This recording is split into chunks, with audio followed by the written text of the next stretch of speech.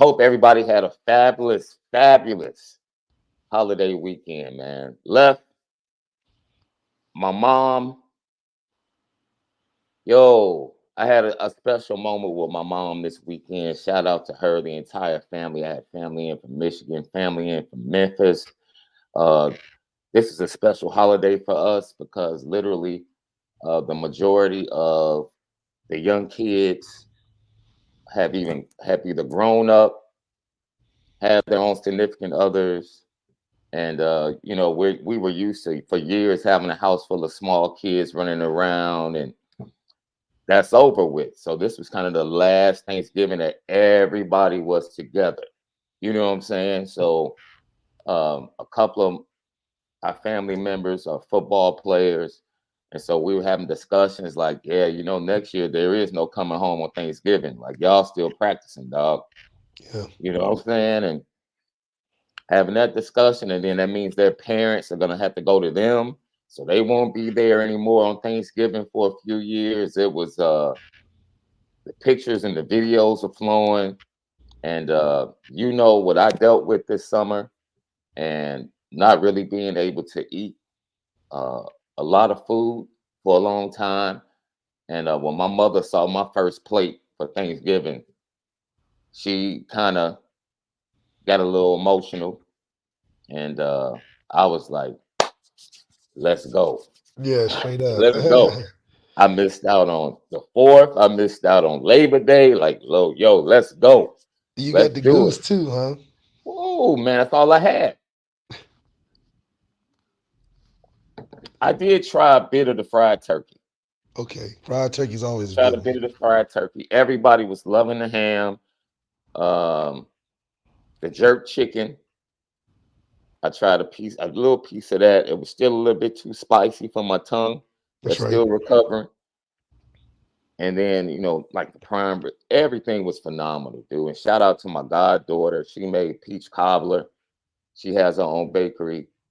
She also made brownies and red velvet cookies with white chocolate chips.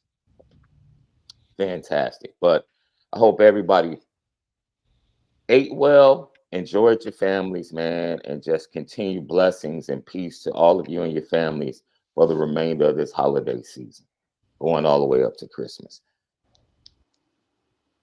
Then I had to find this darn Notre Dame game, bro. You talk about a task, bro. I knew that the Pac-12 network, I knew that I had the actual app on my TV because I have an Android TV. So I just tried to go ahead and just watch the game on the Pac-12 app. Like, okay, I'll subscribe to the app because I do the same thing with the Big Ten. Right.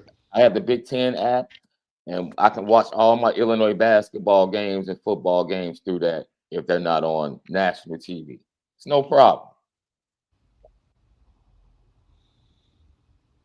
And they kept redirecting me, and ultimately it was like, okay, it's football or nothing, Right. right? Unless I find a stream on YouTube. I didn't want to go through all that because then you have to worry about whether or not YouTube shuts it down, right? So I get the trial, finally get up. We'll get to the Notre Dame game. But before that, um, left. This might have been the greatest weekend of football Yes. I've ever see. Look, I was flipping back and forth from college games. There were 4 heavyweight battles Battles. in All in Illinois Alabama.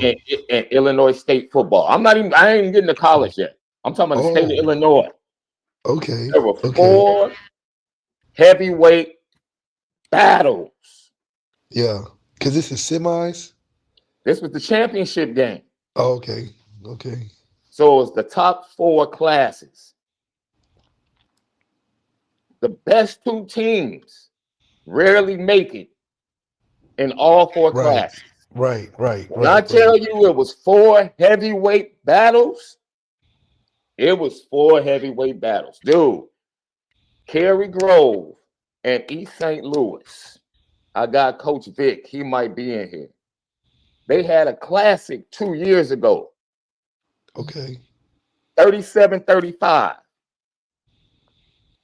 They had another classic this year that went down to the wire. East St. Louis loses their star quarterback. Might be the best quarterback in the state. Lose him in the second quarter. Come back from a 10-point deficit with the backup. Take the lead. Cary Grove responds. Now you have to understand, Cary Grove is straight out of the 50s. They run the triple option, left. Oh yeah. They run a triple option. They go on like a 6-minute drive. They take the lead with a minute left. East St. Louis gets the ball back, and they throw an interception. And it was another classic between these two behemoths in Class 6A in Illinois. And then Mount Carmel, they go back to back. Darian Dupree, who was once a target for Notre Dame, he's going to Wisconsin. Their quarterback, who's a junior, he's coming back. And then you had Loyola Academy. Dude, they have like 100 players on their roster. It's crazy. It's crazy. It's a very well-to-do suburban Catholic school, Wilmette, you know, the north part of Chicago. Wow. And they're good, huh? Yeah. They played Mount Carmel, who's in 7A. They're in 8A. They always play each other the last regular season game to kind of prepare each other for the playoffs. Because normally they're like top five. Both of them are top 5 teams. Right. They played this year. I think Loyola ended up holding on. And both of them ended up winning championships because they beat Lincoln Way East, who has produced players like A.J. Henning, who was at Michigan, who's now at Northwestern, other great players in the state of Illinois. Look, man, I don't know if I enjoyed the high school games more than the college games, but like you said, Left, the Iron Bowl, man. But at Jalen Milroe, you got to go on the petty train, my brother. Yeah, what are you talking about? Stuff you were talking about on the sideline, like, relax. Yeah, like you. Relax. You got benched, dog. Like, yeah, I've never seen no Heisman guy go through that type of up and down throughout the season. It was a good moment in the season, but no way. Man. No way. It was interesting. I thought, dude, the Florida game went down to the wire. Man, that was great. The Louisville, Kentucky game was crazy, went down to the wire. Devin Leary, almost gave it away, but then came back and won it. Now Louisville goes in with 2 losses. They lose their outside shot to get into the college football playoff, man. We can get into it. But first, as always, we're brought to you by Onora Whiskey, OnoraWhiskey.com, that premium American whiskey, OnoraWhiskey.com. And if you drink, by all means, make sure you do it responsibly. You got to do it responsibly. You see, Left, he's been off, so he's a little late. I was on the comments. Good to see the chat going. And don't forget, for all your traveling needs and everything else, including Onora Whiskey, go to MalikZaire.com, especially right on this Cyber Monday. MalikZaire.com. Right. Cyber Monday is huge. Are you a shoe guy on Cyber Monday? Or you have to go get shoes in person? I'm cyber every day, dog. Okay. I'm bad. I'm bad. My wife has to talk to me. I have packages coming all the time. I do. Cyber Monday means nothing. Trinkets and all type of stuff. Yeah, dude. Like tomorrow, trinkets and gizmos. I got a 50% off at the Ralph Lauren Polo Factory store that came to my email this weekend, bro. So, my wife is. Your phone probably listens to all the stuff you be talking about and just be hitting you with the ads like yes, crazy. Yes. It's crazy. You know how they, you can talk about something. Next thing you know, here comes that Instagram post. And you be like, I was looking for that. Right. And as always, we're on CFB Nation presented by Twisted Tea. That's right. Hey.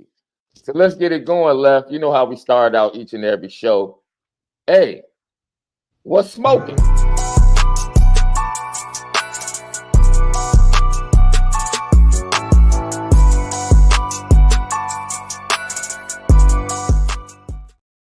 Yo, we got a new villain for game 1 next year left. We go to College Station to face Texas A&M, and they have a new head coach. And we kind of saw him this year when we faced Duke. It's Mike Elko, former DC at Notre Dame, former DC for 3 years at Texas A&M.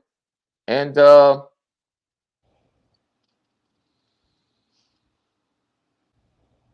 I feel a little bit better about this game, Left. Would you like to know why? Why is that?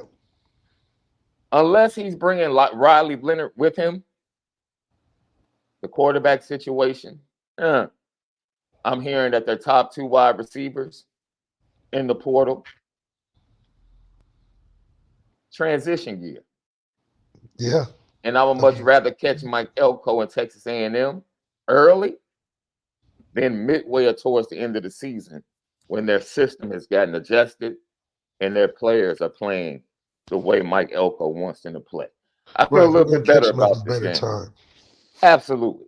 Especially if we finish our season the right way, go into it with the clear direction of our quarterback, we'll be right where we need to be, provided we hold on to a couple of pieces.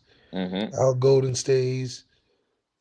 We get a couple of guys coming in to assist offensively, but from a team standpoint, we should be fine as a collective from the rising stars that we've come to see with Rico and Faison and the impact they've been able to have with the young Jeremiah Love and guys coming in. It's just team-wise, we're right where we should be to start the next year the right way, as opposed to Mike Elko going into from Duke to Texas A&M and figuring out their whole situation, cleaning things up, getting guys leaving, finding the quarterback, installing the system. I think they're a lot more behind the 8 ball than we are. So it does give us a huge boost, especially for it to be the first game, because nobody knows what the first game will look like. But from a week 1 compared to a week 7 matchup or a week 10 matchup, much prefer week 1, especially us warming up ourselves. We're not going out of the country nowhere. We're not having nothing crazy going on. It's going to be a good off season for us to really hone in on. This is where the dynasty typically starts. You want to be able to have a young quarterback that's going to have some years and grow with the team. Yeah. It's going to test your recruiting. Because after that first game, shoot, it's just about, in my opinion, about playing as many guys as you can throughout the year, because the regular season is like, it's like practice rounds. Yeah. These games are beyond winnable. So there shouldn't be one guy getting 100 carries in a season, because we should have the depth to have a lot of guys play, especially young guys play against the teams that we got on the schedule. So by the time playoff comes, we have the depth needed to survive that gauntlet, because that's a whole 4 or 5 game season that we're going against, and teams to their place, teams coming to our place. So it's a huge thing for Marcus Freeman to be impressive in the playoffs for the first year, because regular season at this point, how much does it really matter? Something else that's smoking. Yo, these matchups for these conference championships, everything is on the line. The Big Ten pretty much had their Big Ten championship game this last week. Yeah. Iowa. That's why the West Division is going to be so much better with the infusion from the Pac-12. Now the Oregon, Big Ten UCLA, and USC, game, is that who it is? Yes. Yes. And that infusion is going to make the Big Ten championship game so much better. So much better moving forward. Will they have to change the neutral site then? No, probably still be Indianapolis. See, that's, if I was one of the 3, if I'm UCLA, USC, I'm complaining. Now, I would say it would, for at least the next 2 years, it would probably stay packed. It should be in Kansas City, However,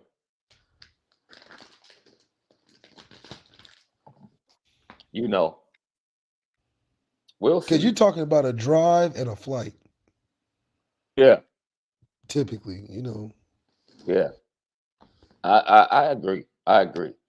But the travel just on a week to week schedule for these teams are going to be crazy too. You got teams that, unless they do it like how we schedule it, one Yeah, in like October, one at the end of the season. yeah, But just for basketball games, it's going to travel yeah, for basketball season is going to be yeah. crazy for the Because Big usually the Ten. basketball Big Ten tournament is either in Indianapolis or at the United Center. They Right, alternate.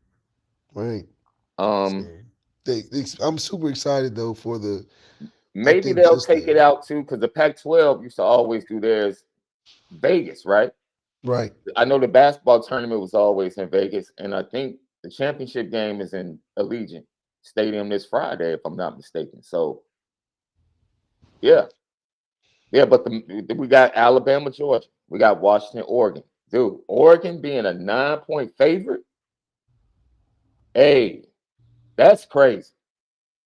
And I know Washington has. You said this when we were talking before the show left. People need to show Washington and Michael Penix and Coach DeBoer a lot more credit than they're getting, Yeah. because what everybody expected Oregon or either Caleb Williams to do, Michael Penix and Washington did it. It doesn't Did matter. It doesn't did not matter. not going to do did they beat everybody. Yes. So, and they had tough games, and it came down to the wire. And as a better team, they rose above. Yeah. So, as when they played Oregon, it wasn't the case for Oregon. So going into this one, having them as high as they are, I think Vegas is doing a little Jedi mind tricks again. Yeah. And Andrew Gilmore is right. We were talking about that as well. And we want to get in here on what's smoking. Caleb DeBoer, man, you talking about a coach understanding Who he has, who he has and his team, bro. 2 straight weeks, clutch third down. Do I punt and give the ball back to Oregon State to give them a chance to win? Or do I put the ball in the hands of my guys, my best two players? Back shoulder that's an throw. easy choice. Penix has been off majority of the night. At that moment, back shoulder throw, they Send him kneel home. down and close out Oregon State. Washington State. Everything crazy you need to go, everything you need to go right for Washington State, for them to have a chance in that game, went right. Right? Fourth down, his own territory. This man runs a reverse. But what do we say, Left? In the fourth quarter, it's not about plays, it's about players. Get the ball, find a way to get the ball in your hands of your best players. And once again, hey, Marvin Harrison Jr., I'm going to say this for what's smoking, but Rome Odunze, hey, man, he ain't too far behind. No, I'm not saying he's Marvin Harrison Jr., but he ain't too he far may behind. not have the numbers in terms of like the speed, weight, and all that, but from Mm-hmm. on the field play, his impact is just as important as Marvin Harrison Jr. Mm-hmm. And it also exposes the fact that when you have generational quarterbacks throwing it to you, Yeah. how much more better you look. Last Yeah. year, Marvin Harrison just looked amazing, but he had that amazing quarterback too. Yeah. This year, Washington has an amazing quarterback, and their receiver is benefiting greatly. Now it adds on to what he's already capable of. But when Yes. it's like the macaroni and the yams when they touch. It's just the combo so much better when both sides are bringing their part, as opposed to what Kyle McCord and Marvin Harrison Jr. is still a good combo. You still would take it 8 times out of 10, but it's just not going to be the same impact or look as succinct as what Washington's been able to do, and that's been the difference in their schedule. Man, That's a that's a 2-loss difference. they ran the gauntlet, bro. They ran the And I gauntlet. don't Everything that care. we expected them to do, especially Caleb Williams and the potential of Lincoln Riley and how they gas those guys up all the time. Yeah. For us to be able to witness that type of greatness, I think just shows how important they've been special for this season. We're not Yeah. talking about everything added up, we just talking about for this season, they've been one of the better teams. I think it's definitely another crazy matchup between Washington and Oregon. It'll be a classic, but I do think that Washington winning this, obviously they deserve to be in the playoffs, but even if they lose, I think they should still be considered in the conversation. But you got good old Alabama that's sitting right outside that ranking system, and they pull something off against Georgia. The committee's gonna have their back greatly. And what's smoking as we get ready to go into Notre Dame? You see this picture left? I mean, you see that? That's right. See that picture? Now, my baby girl turned 21 on this past Tuesday. That's right. She came in for the holiday. I flew her out to Vegas with her girls on Friday. She kicked it, ate good, poolside. Everything was hooked up. Called my people out there, made sure she was good. That's right. She was supposed to be at home. We leaving at 9 o'clock Sunday morning, headed back to LA. Okay, baby girl. I get a text around 3:15 Chicago time. You see that? That is Allegiant Field, left.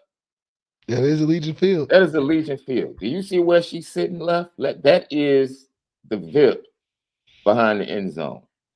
Her soror is married to a player on the Raiders. Isn't that right? My daughter got to see Pat Mahomes in person before me.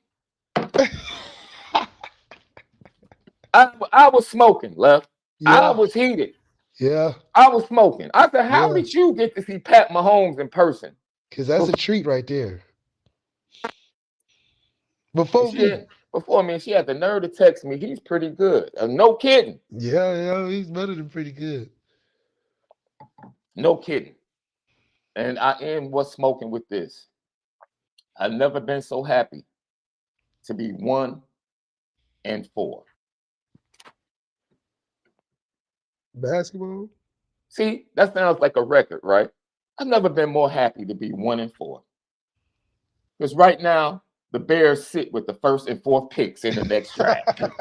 Let's talk Notre Dame. I've never been happier, boy. I've never been happier.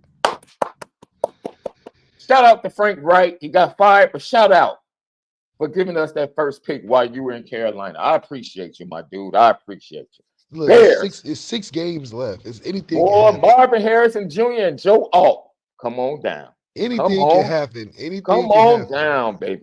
Yeah, like the Bears messing around and winning tonight and dropping down to the 8th pick with 1 win. It Justin Fields we trust, man. Oh, dude. But I trust in Matt Eberflus and his ignorance as well. They cancel each other out. Yes. Notre Dame. Trounces. What we expected. And left, what did we see?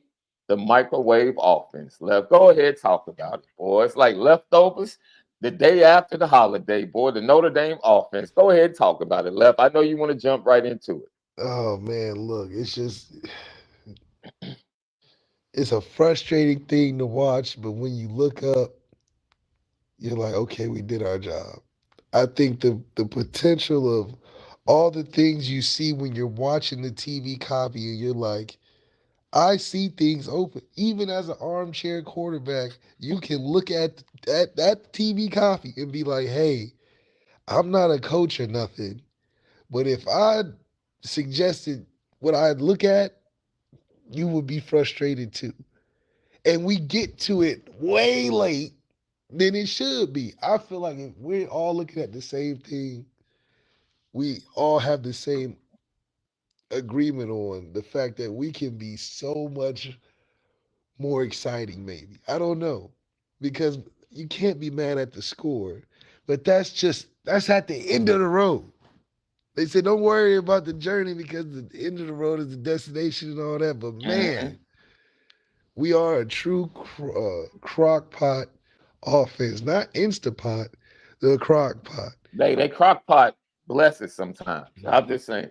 It definitely does because you get that a well done product at Mm-hmm. the end. That pot roast is falling off, like just Man, breaking off pieces, tender. and the carrots and celery are hitting with the juices just right. And Ooh. you just finished the mashed potatoes, and now you hit the crock. The steam, presentation is amazing. Yeah. But it took 8 hours to get there. and and that's what happens those 8 hours before you. I gotta eat some chips. I gotta, I keep looking at it every 5 minutes. It ain't done yet. I'm getting frustrated. I'm getting hangry because you can't rush it. Mm-hmm. And we definitely don't rush to dominate teams like I feel like we should. It's like we're going in there and just trying to last 12 rounds when we don't have to. What are we waiting for round 12 to start doing stuff? First 5 rounds, we just getting whooped, and you're like, why is it we're a better fighter? And you're just getting whooped the first 5 rounds. You wait to round 12 to knock the dude out. And you all bloodied and bruised up. And you're like, you didn't even have to get that far. Mm-hmm. So it's like, man, we got a punch drunk fighter or something where we just can't go in there with like Nick Diaz. Nate Diaz go in there and just want to fight all day. He not looking to win necessarily. He just looking to just see how long he can just fight in the ring. He don't care win or loss. Mm-hmm. Let's just fight. And I don't care if my nose hanging off. I got KC out of one eye. I'm gonna go the distance. And for us, I would like it to be a little more Instapot. Let's cut the hours down to like 3. Get them out of here by halftime. If I'm making buffalo dip, I want to eat it before the game over. So the Instapot is where it got to come in, like the air fryer. Mm-hmm. Let's. The air fryer is so convenient because it gets everything that you need done at the right time. So I do think that having a more electric and dynamic quarterback, I think can help, especially balance out the time of possession the defense is on the field. And I think it's an attitude that has to be addressed, but I think it comes from the right positions. D line, quarterback. Those two attitudes determine a team's dominance, in my opinion. Yeah. Because when your D line is talking the right way and being productive in the right ways on the field, like at Yeah. Alabama, Yeah. and your quarterback is playing better and he pushing and getting better, like a Jordan Travis, Mm-hmm. making the plays happen when everything isn't perfect. When those two are at the highest level of confidence, you got something. That changes the mentality of a team that believes they can be dominant as opposed to a team that just wants to get a win or just wants to get a win. Like you look at Ohio State, they just begging and look to get for wins. Yeah. They got the nice shiny stuff, but they don't have that confidence in the quarterback position and the D line position to get over the hump. You look at Michigan, they can't stop talking. They think they the hottest thing since sliced bread over there. But in turn, they got JJ McCarthy, who is very confident. He 3-0 versus Ohio State. You can't tell him nothing. He in a top 10 pick. This stuff He, about him being a top 10 NFL pick. see, I'm see, like, see. somebody is about to lose their job, falling in love with this dude. But it's the confidence. Mm-hmm. And they D line. They talking a whole bunch of stuff. It's the confidence. And the attitude of those two positions affects the team. The running game is obviously the strength of their team. And they've been producing. Now, I don't think that they're tougher than the people down in Athens. No. I really don't think they want that issue. That's the wake up call for JJ McCarthy. That's the wake up call for JJ McCarthy. Like, bro, I you're gonna don't have to think throw they the want ball it. more than 10 times. You talking about a 3 and out show. Mm. He would get exposed like Drew Holler against Ohio State as being like, man, this dude cannot throw at all.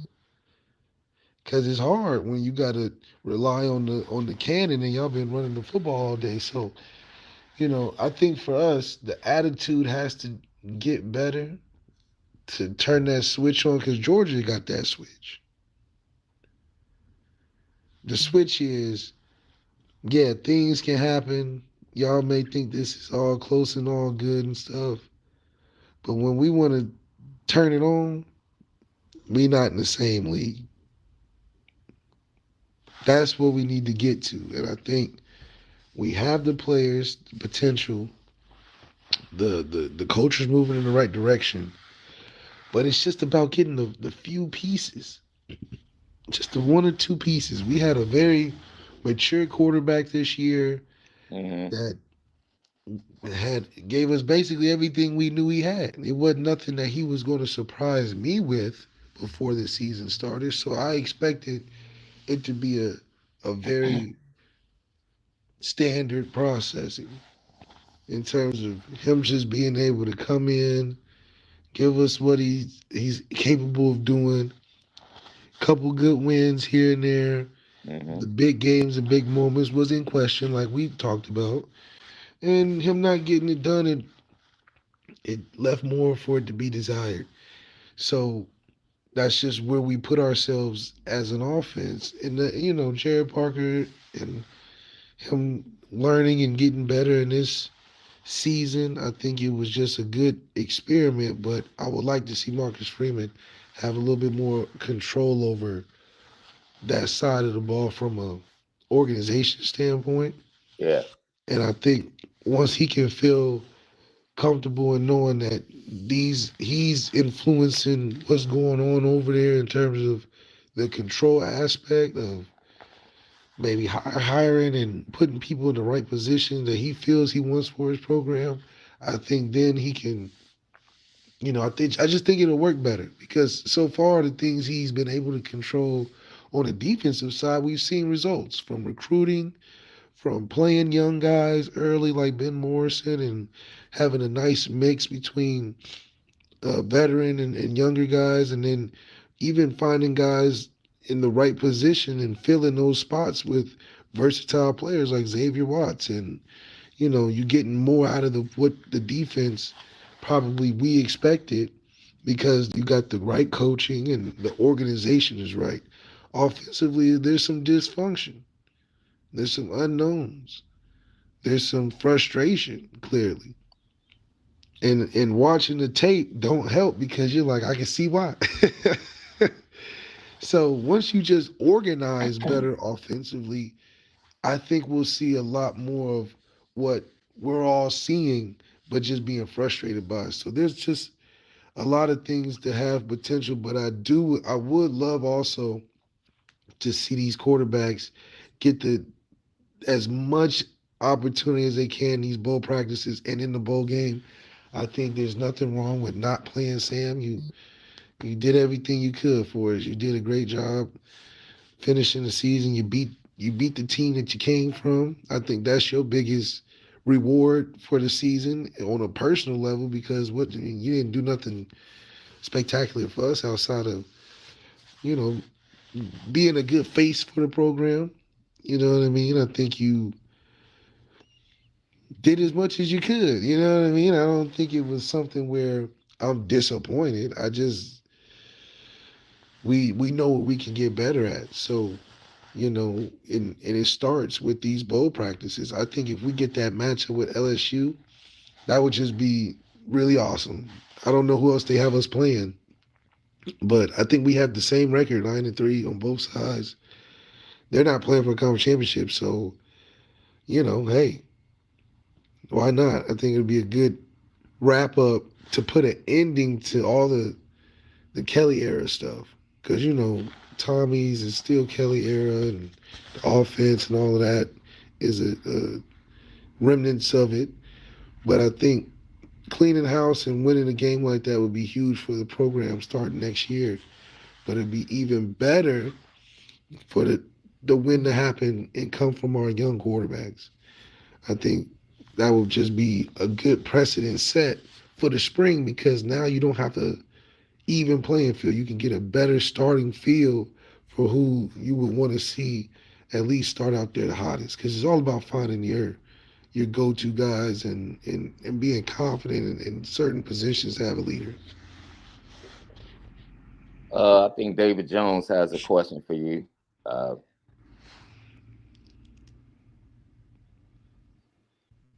he said he thinks Marcus Freeman had more control, and the offensive side of the ball is actually part of the problem. If anything, would love to see a great offensive analyst like Cutcliffe or Chip Long. See, I love when people just buy into any story they hear. When did Marcus Freeman Absolutely. ever have control? When an offensive guy was hired before he got hired. When has Marcus Freeman ever had control? When? Even when he was looking for guys, they didn't even get to. They The got guy he somebody in wanted to house. hire this year, they said no. Please tell me when Marcus Freeman has ever had control in this program. Ever. Not on offense. Ever.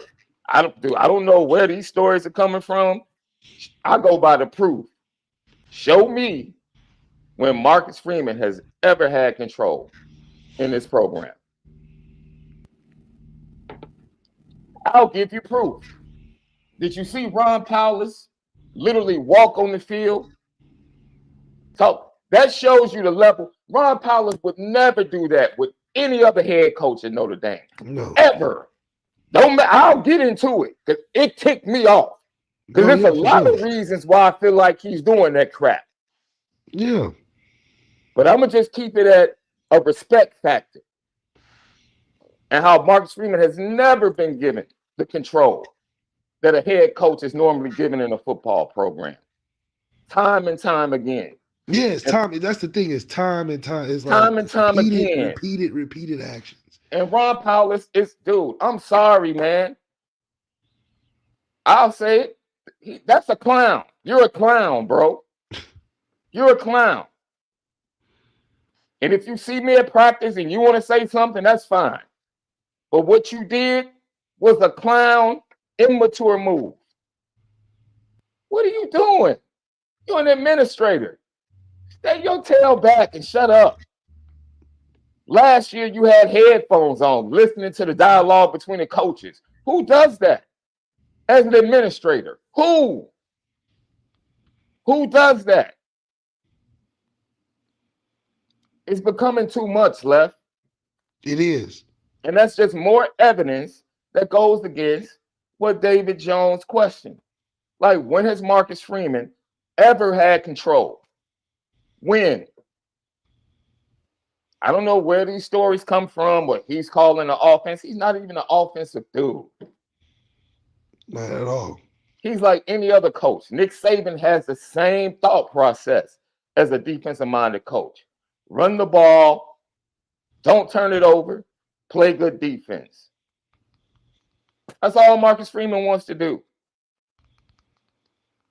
So now it's not Jared Parker, it's Marcus Freeman's fault. I mean, even Marcus Freeman said before the season started, this is not the offense that he envisioned. It's the offense that's going to help the guys transition. There's guys that are still from last year's era that are more veteran, that know more what's going on. So we can't even do what I necessarily want to do because we're trying to help these last guys, figure it out.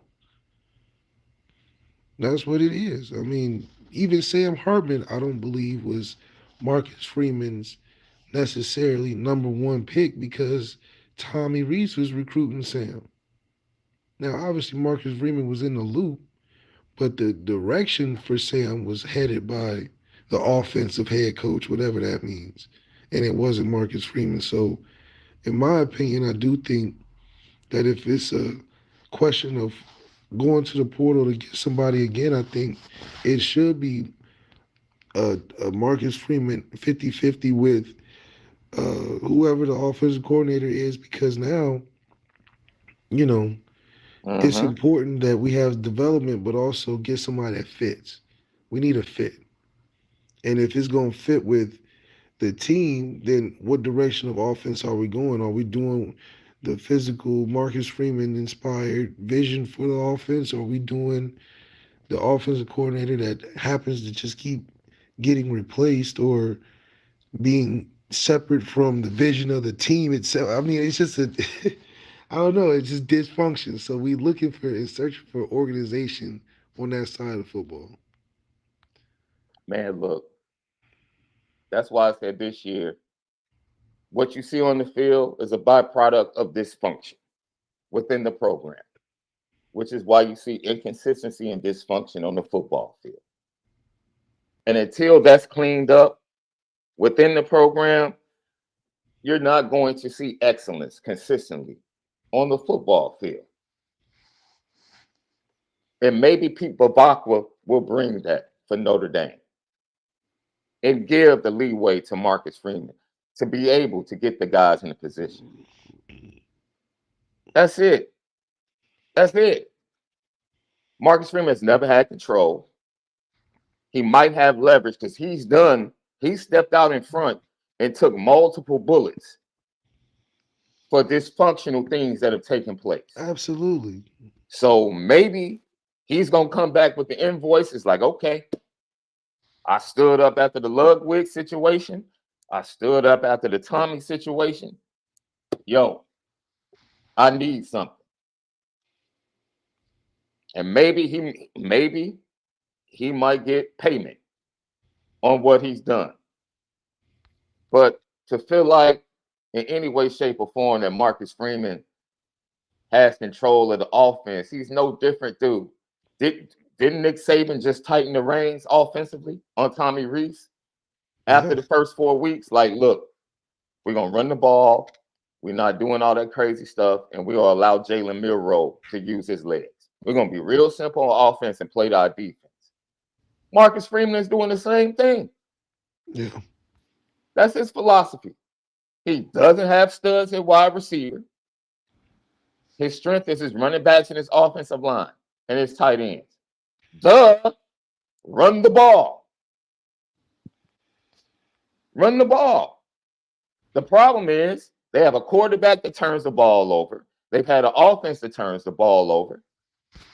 They have an offensive line that's been inconsistent at times. And even though they play to their defense in big games, 3 times it wasn't good enough to get the job done. And that's it. And they had a chance to win all 3 games in the second half. That's it. That's right. So if we're going to get mad about Marcus Freeman and his philosophy on how to win, he's the one looking at the talent every day. That's it. But for those that weren't watching, Ron Powell, Marcus Freeman was trying to talk to the ref about a bad call. Ron Powell walks up next to Marcus Freeman on the field and starts screaming at the ref as an administrator. And Marcus Freeman had to turn around and tell him, like, dude, back up. Yeah, like what are you doing? But it's, like I said, this is the same dude that was wearing headphones on the sideline listening to the coaches last year during games.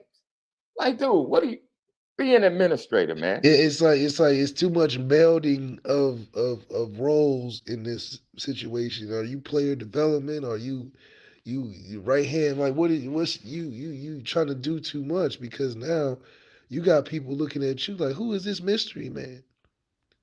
What's your mystery role where you just kind of in on everything and you just hovering over the guy? And I'm like, Coach Kelly never would allow this shit. Never. You saw the way Coach Kelly went to David Grimes, and David Grimes didn't even do anything. Man, Grimes didn't even do anything. It's like he turned around, just first person he's. And see, that's the one thing. Marcus Freeman trying to do everything, and he looking around like, man, you on back to what are you talking about? I hope Notre Dame fans that I read this correctly. I hope I did. It seemed like to me, I saw something out of Marcus Freeman on that sideline, the way he reacted to Ron Powell, the way he reacted to Aldrich and Dylan McCullough, the way he reacted to other things. He's fed up. Oh, he's fed up. That Sam Hartman fumble, he's fed up, man. He Yeah, didn't even say nothing to Sam Hartman when he came off the field. No, it's like, go ahead, Like, bro. dude, you know Go what? talk to Gino, bro. It is what it Gino is. gonna talk to him. He ain't want It to talk. is. He's fed up, man, because he goes over the same stuff week after week. This is the stuff we have to eliminate. And cats keep doing it. And what people wonder, like, well, what is he talking to Audric and Dylan McCullough about? He talked about it in post game. He's like, dude, I'm tired of all these mistakes from the running back room. Pass blocking, fumbles, all of that. Stop. And he basically told Audric, like, look, and at that point in time, it was a review going on with Jabron Payne. And eventually they called it a touchdown. And it wasn't a fumble. But he's tired of it, dude. Because Marcus Freeman is the one taking all, he puts himself out there. No excuses, as a coach should. He takes the bullet. So we're not patting him on the back for that. That's what he's supposed to do. That's why he's getting paid the big bucks. Yeah, that's why he's getting paid. Yeah, ain't nobody feel bad for him. The school and the program. But at some point, when you keep getting hit, hey, I'm tired of this. We're going to stop this crap. This crap has to stop. Or else he might not go to the extent that Deion went to. But it's like, hey, we just going to have to get some cats in here that won't make the mistakes. That's it. Percent, dude, 10, he's back to being 10 on this show. I can't even say his name. Like, this dude, why are you double clutching? For what? Yeah. Perfect pass protection. For what? For what? No connection. How many times left? I sent you 2 videos. Tobias wide open. Wide open. Perfect protection. Wide open deep twice. It's the same stuff. Teams are leaving Tobias single covered, knowing that Sam not even looking that deep. They will feel they're like, listen, corners, do your best, but 9 times out of 10 he's not trying you. So we're going to involve our safeties in all run situations, play super aggressive, and y'all on an island. And 9 times out of 10, Tobias is, hey, even that he's 1-on-1, he's open. Forget being wide open. He's open if it's 1-on-1. That should be the mindset. I keep telling you. And he's 1-on-1 80% of the game. Notre Dame fans, I promise you, I would not mislead you. And if you're frustrated with Tobias Merriweather, that's fine. Tobias Merriweather has not met a defensive back this year, including Ohio State, that he has not beat 1-on-1. Not one. Not one. And he's not getting double covered. No. Ever.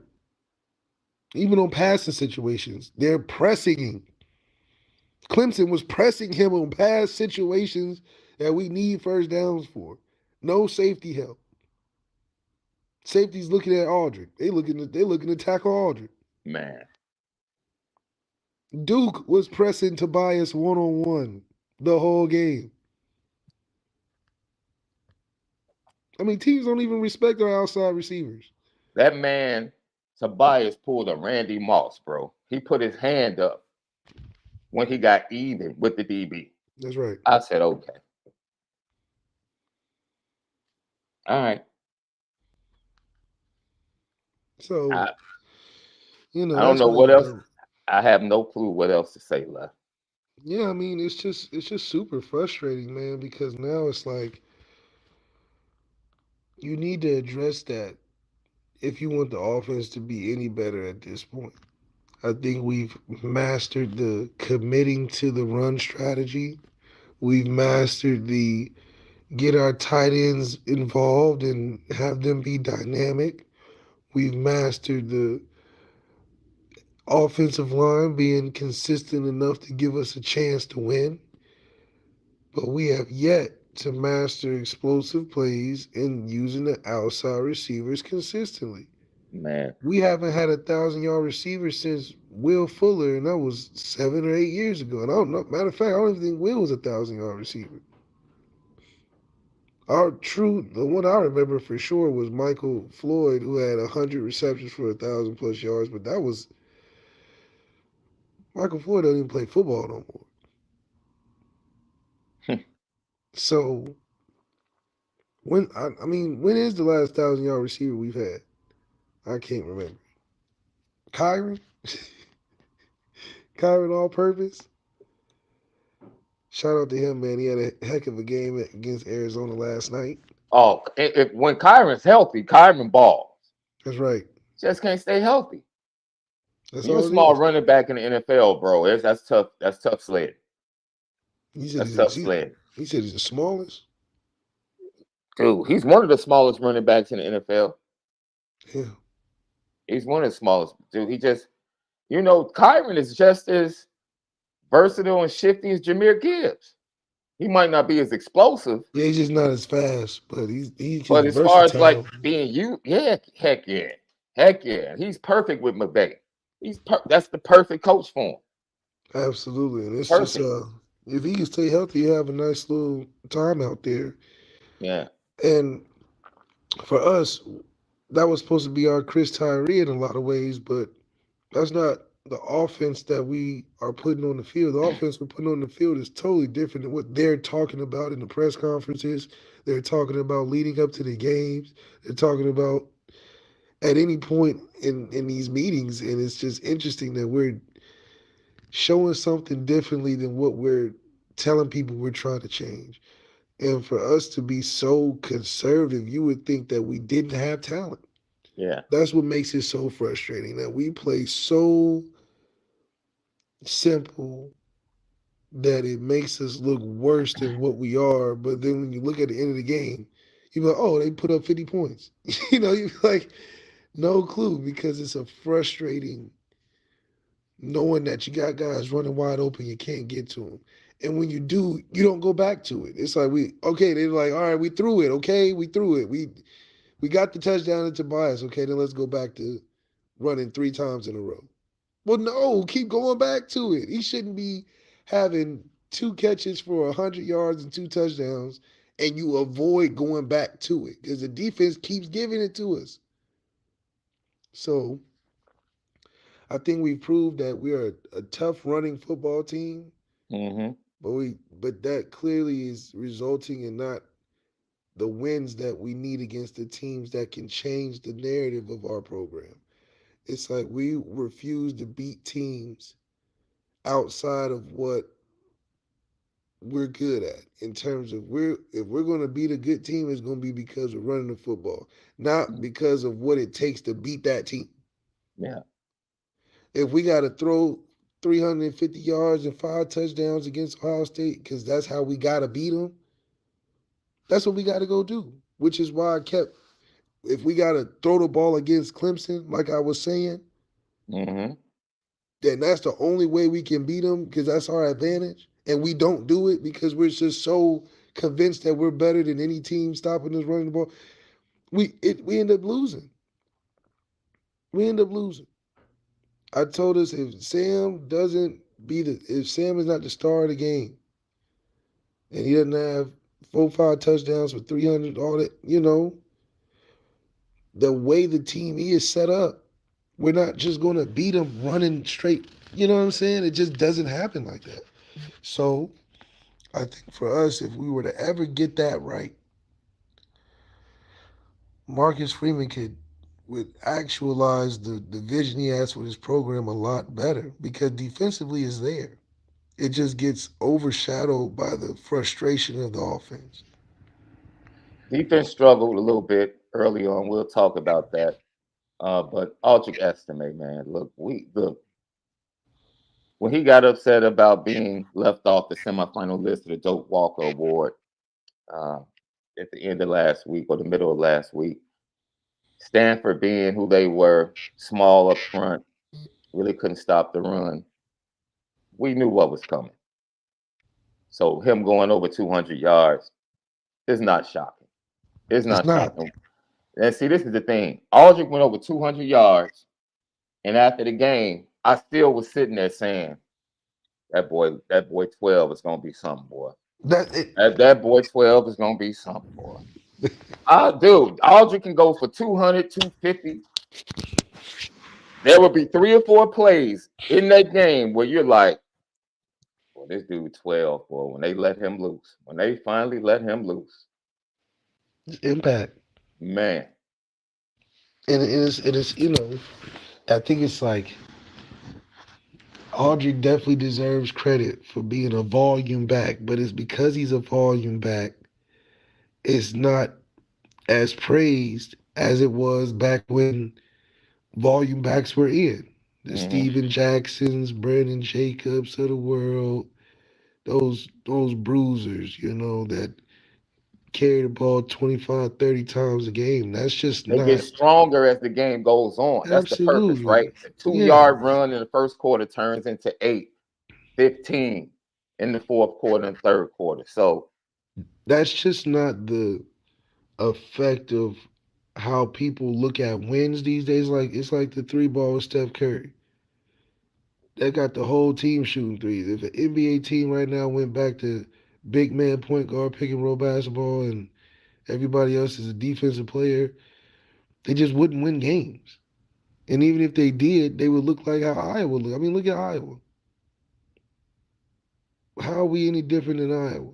I mean, at least Iowa is more committed to what they do than we are, but we be capping like we acting like we're trying to be a balanced offense, but try to play like Iowa on the field. And I don't think mm-hmm. that's I think it's an identity crisis right now on offense, which proves that dysfunction just doesn't provide a great product on the field when even if you have the talent. Because I still believe that we got talent at receiver, just not capitalized on or have a chemistry between the quarterback group and them. Like somebody in the chat said, they still see 12 running into people. That kind of happens when you run an outside running back inside. That ain't his fault. Yeah, and And that's wait a that's a minute. weird thing. Wait a Yeah. minute. He's running into people averaging 6.3 yards a carry on the year. So you can run into people. If you're going to average 6.3, run into people all day. I know one thing. I ain't seen nobody else bounce the ball outside on an inside running play like 12. Exactly. That's That's next what I level have stuff. not seen. Kids averaging 6.3. So he can It's run like in, it's he can run almost into as if people all day. it's almost as if one of those like Audric's one of those overachieving type of kids that does everything right, it gets all the good grades, but it's almost an overachieving sense than Mm-hmm. the kid that's just a natural genius that, just goes in there and does and produces the same. So, that the overachieving aspect gets rewarded over time. Mm-hmm. Like a AJ Dillon. AJ Dillon wasn't necessarily Yeah, when AJ was with Boston College, he was definitely one of those volume guys. And Notre Dame, NC Notre Dame fan is right. Big Henry down there in Tennessee. Did you hear me? Is, yeah, I got you. Henry from Tennessee is another one of those volume guys. Left it. I just don't know. And left reconnect in a minute. I just don't know if we'll ever see another volume guy win a national championship in college football. I don't know. I don't know. It is heck. I don't know if we'll see another volume guy win a championship in the NFL from the running back position. I guess Saquon, in a sense, is a volume guy in a different way. Um, and volume, I mean, not so much as like running the ball, but he's constantly getting the ball either via the run or the pass. So that's volume in that sense. The game has just changed. It's just changed. But Aldrich estimate, man, that it was Stanford. Okay, we understand that. But I've always said that Aldrich estimate for his size has fantastic feet, and I think we saw that. I think we saw that, some of the runs he made, stopping, starting, getting back up, getting to the outside on a couple of plays. Like, those are the things that NFL teams are going to look at and say, okay, he's not just a one-trick pony. You talking about Jeremiah Love? No, I'm talking about, some of the runs that Aldrich did bounce to the outside. Yeah, Aldrich has Had to start talent. and He's going stop. to be Yeah. picked up somewhere, I look at Aldrich no different than Tony Jones. Tony Hmm. Jones has been one of the more productive backs we've had in the last couple years. Because of his consistency, and Tony Jones may not wow you, but Tony Jones gets the job done. Stays healthy, similar to Aldrich. Aldrich stays healthy. He's giving you his best effort. He's producing. He even had a game-winning run. When's the last time you see something like that? But it's not going to be the freak of nature necessarily Hmm. like Jeremiah Love, who I think has just more electric impact. It just pops. Some people just pop on the screen in different ways. Like I think Jadarian Price has his has his ways that make him look really good, and I think that shows itself in special teams. It doesn't translate always to the running back position, Hmm. but for special teams, he's a great fit, and you can see the talent show better there. I think Jeremiah Love's running back talent is just a little bit better than Aldrich's in different ways. I think you feel more, even though Aldrich can do some outside stuff, I just don't think that's his body type. Hmm. Jeremiah Love uniquely has a body type where we're running him inside way more than I can imagine why. That doesn't make sense. We do the same thing to Chris Tyree. We run him He's tough inside. though.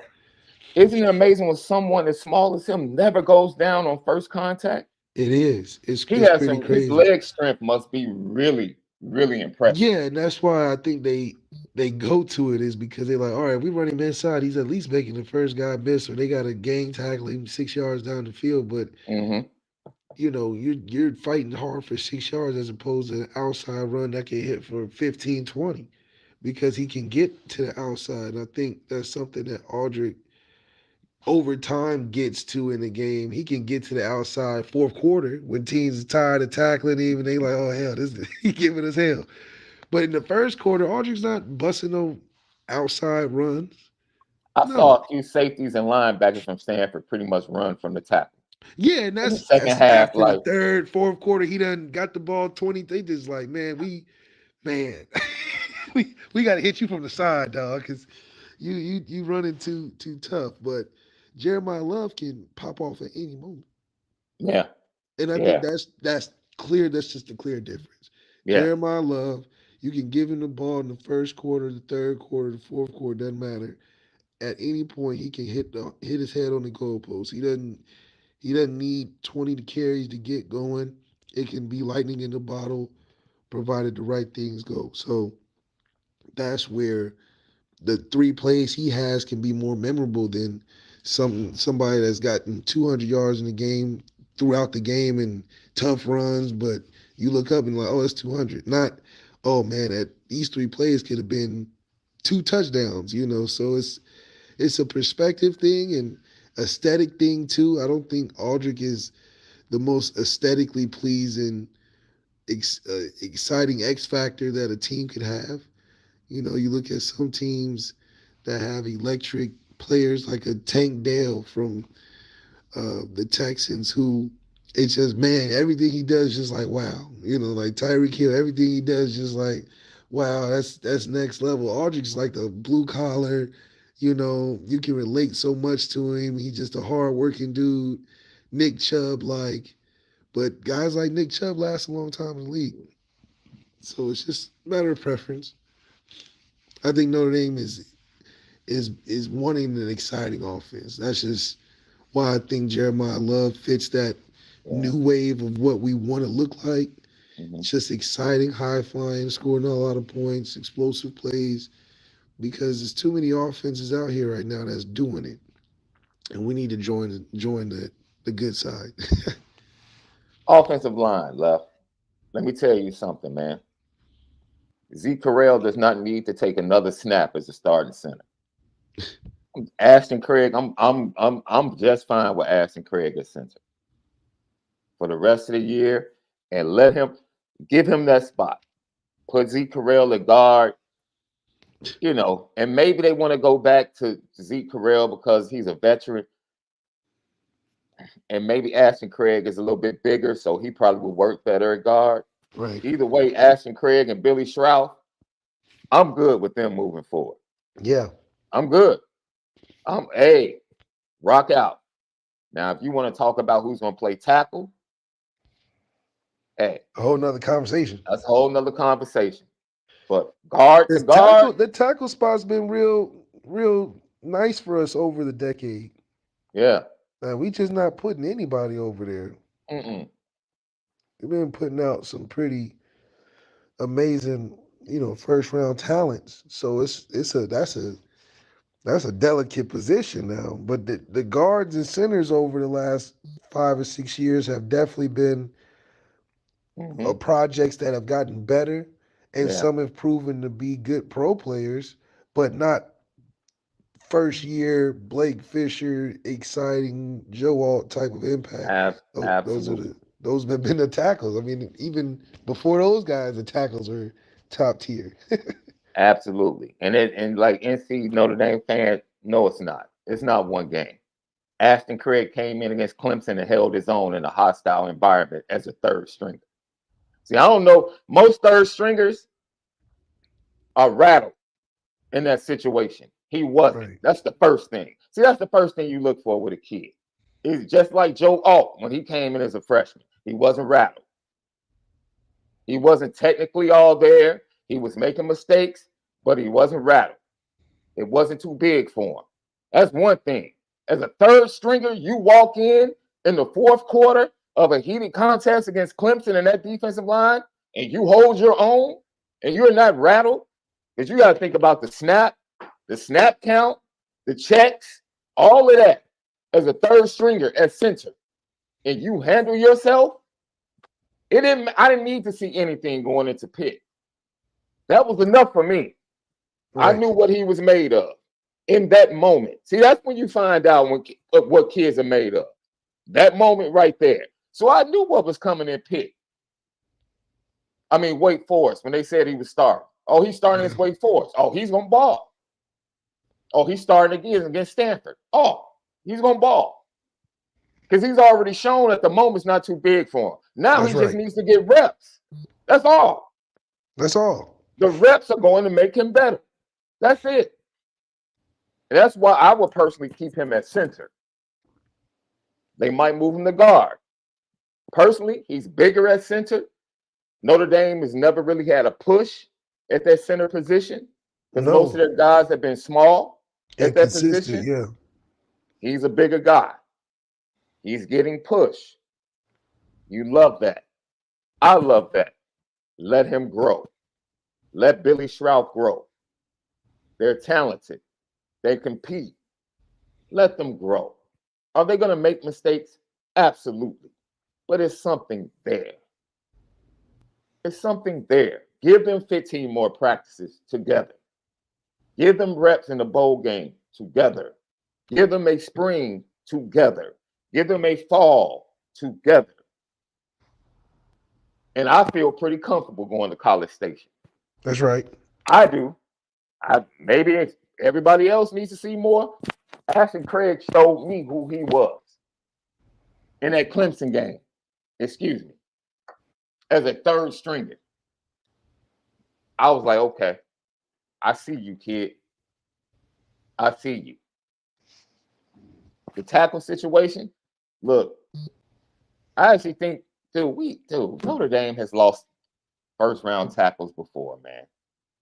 And we always say, who's going to play tackle? And all of a sudden, here comes the next great tackle at Notre Dame. It just happens. It's happened with at least 2 different offensive line coaches.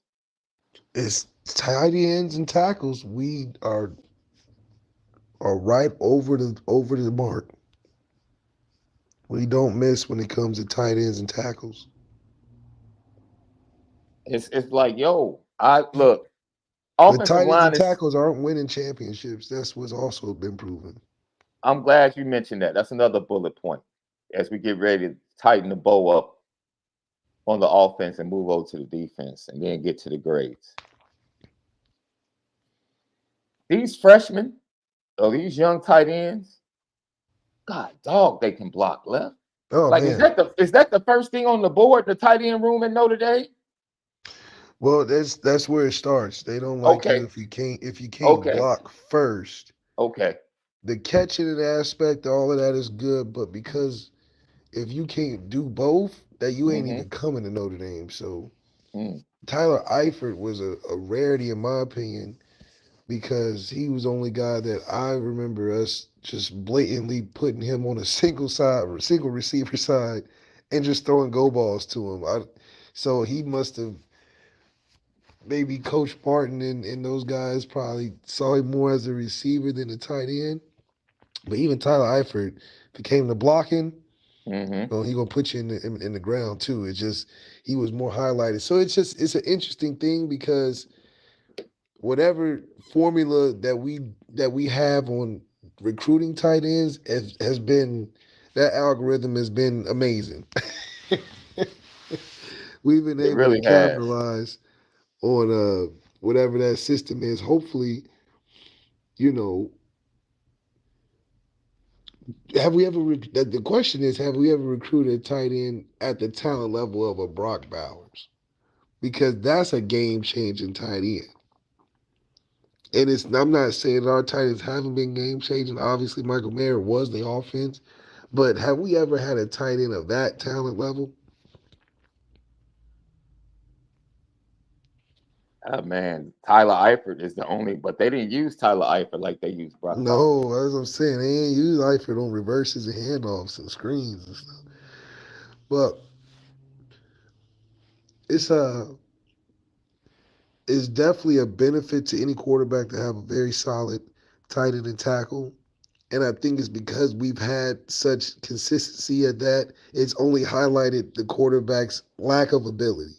Because you Mm-hmm. get in the protection, which means you're having time to find open receivers, but you also have a comfort blanket in the middle of the field with a tight end that's very consistent. So now it only shows the lack of ability that the quarterback has because it's like, okay, we're blocking and giving you time, and you got somebody in the middle of the field. Why are you Man, not capitalizing? That's essentially what yo, makes it look so crazy, is because that's other teams' focus is the stopping the run and the stopping the tight end, leaving one-on-one island guys, island boy receivers all day. So the focus has to go on the talent of the quarterback because we're going to be consistent in providing protection and giving you somebody in the middle of the field. That's the guarantee. yeah, Well, it has been the last X amount of years. But the quarterback is going to have to be responsible for getting the ball outside the hashes. And that's where we just haven't been good at. And it shows in our stats. Ian Book for under 3,000 yards. That's because you throwing in the middle of the field all day. You're not taking chances outside. yeah. Sam Hartman, 12,000 yards, and you can't give us a semblance of that because that's where you were throwing at Wake Forest was on the outside. You ain't had no tight end on no Notre Dame level at Wake Forest and barely had protection. And you were still squeezing out crazy amount of yards and touchdowns over there. So, Notre Dame is set up for a quarterback that has the talent to throw the ball on the outside. It would just make us unstoppable.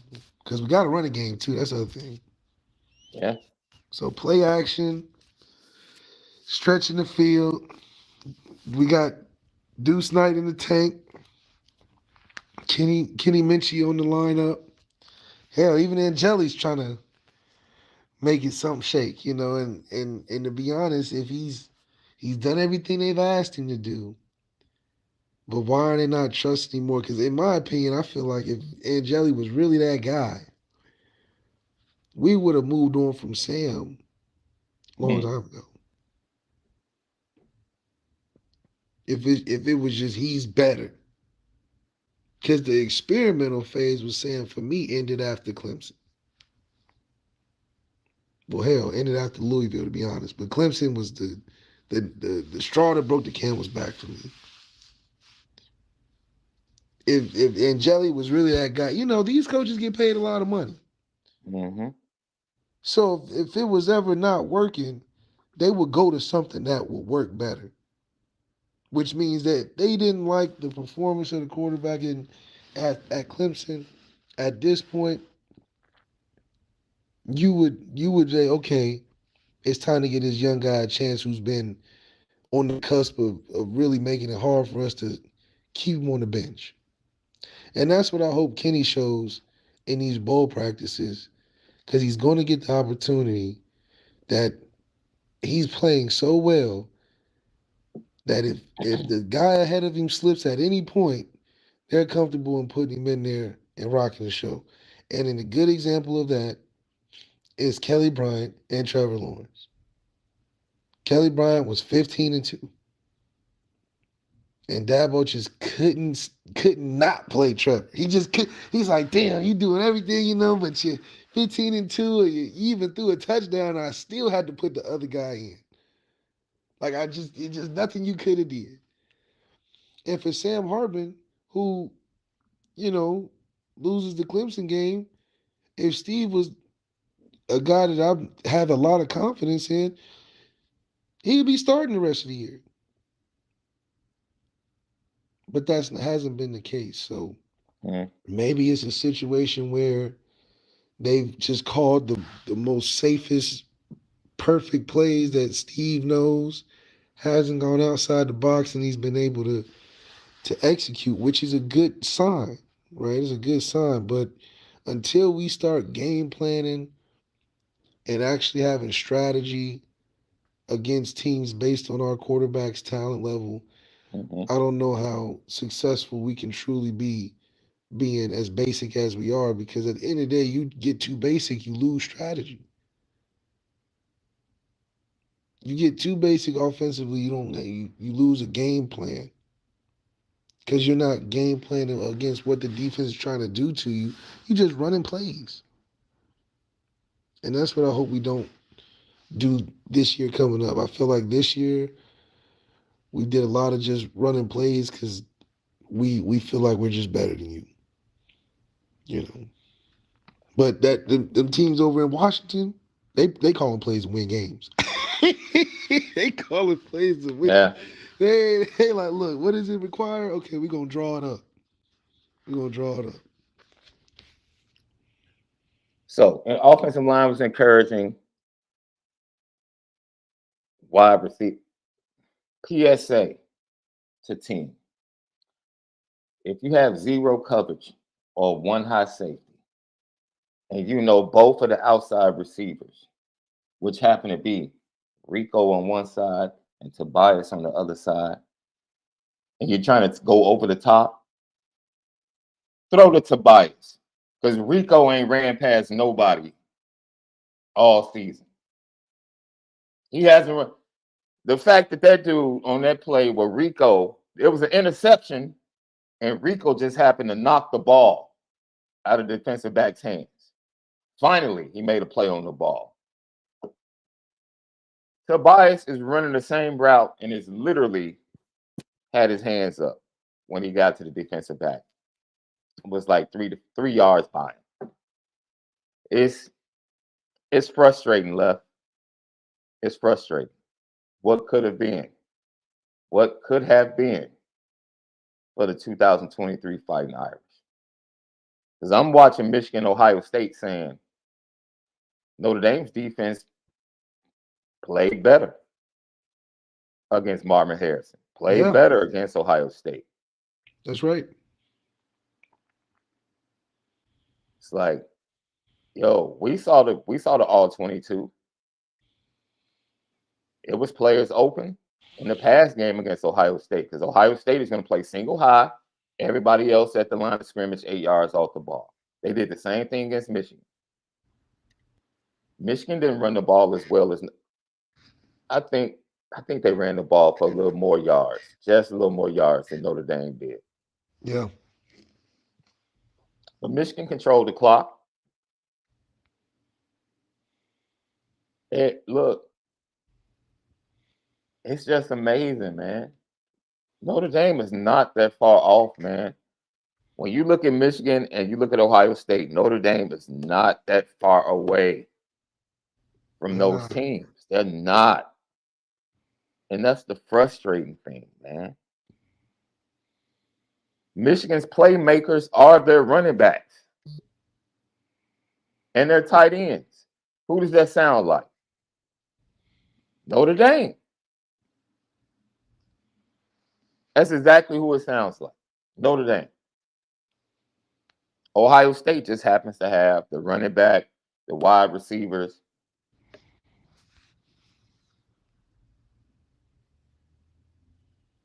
It's just frustrating, Left. It is. But, that's where this recruiting class impact is going to come in. The 25 is going to come in. And we'll see a total change over on the type of players that Marcus Freeman is bringing in as opposed to what he came into under Brian Kelly. And when that happens, then in my opinion, you can evaluate and compare the two instead of how we're including him into a team that still is in a transition in itself of guys that Marcus Freeman didn't necessarily bring in. Dion did it just all in one swoop. Marcus Freeman is doing it in stages, like he Yeah, has enough respect for the guys there because he's been there also. But yeah, in terms of recruiting and having your own team, that's a been a process. I mean, look at guys like Lincoln Riley. He's taking everybody with him wherever he goes. hmm You don't see USC hiring no defensive guy for him. He literally took people in administration, not just yeah. coaches, people in administration, or the paper lady downstairs, the janitor that he's cool with. He took everybody in the building, emptied them out. And USC was just like, how big of a check you need? That's it. Still no defense. But hey, we're gonna be exciting. We're gonna get you a Heisman in there. Quick, fast, and in a hurry. But it just shows you what happens when a school allows a guy to bring in everything, not just part of him. Yeah. They And just it's you gotta take all of you. We're just in a relationship, you gotta take all of you, not just some of you. Michigan did the exact same thing to Ohio State that Notre Dame did. Yeah. Just go watch the game. The game plan was not that different. It wasn't different. The only difference is on the last drive, the Michigan DB caught the interception. That's That's it. it. DJ Brown dropped ours. That's it. That's it. Plain and simple. That's what good teams do. When the play comes up, they make it. That's just it. When the play comes up, they make it. Mm-hmm. And the teams that don't make it don't win. No matter how planned out you thought you had it, how close you thought it should be, how all of that. It comes down to one or two plays usually in most situations. That's how football is. And Mm-hmm. that's what makes the game so great is that you can play good and play bad. You can play bad. Jalen Hurts was 4-11 first half. Terrible. 4-11 in the pick. Mm-hmm. And he second half throw for 200 yards, finds a way to get into overtime, and then wins it on the game winning touchdown. And then your boy throws the critical interception in the second half and has Gabe Davis open and just And miscommunication. And he could have ended it there. That's what I'm saying. If you get chances to end it, it's one of those things where you don't get redos. no. You don't get no redo even if the play opens up and it's sweet Patrick Mahomes throwing that beautiful pass to Valdez Scantling who dropped it. You don't the Man. game is over after you drop it. Ain't no forget the last play. That was the I had called the game with Ball State and Tyler Stockton. They've been fighting all game. Defense been playing great. Offense gets the ball back, goes in for a chance to win. Third down, they get the great play call, runs into the end zone. Guess what? Penalty. Penalty. Next play, they go for the field goal, gets it blocked. Of course, you only get one chance to end the game. Don't blame the blocked field goal.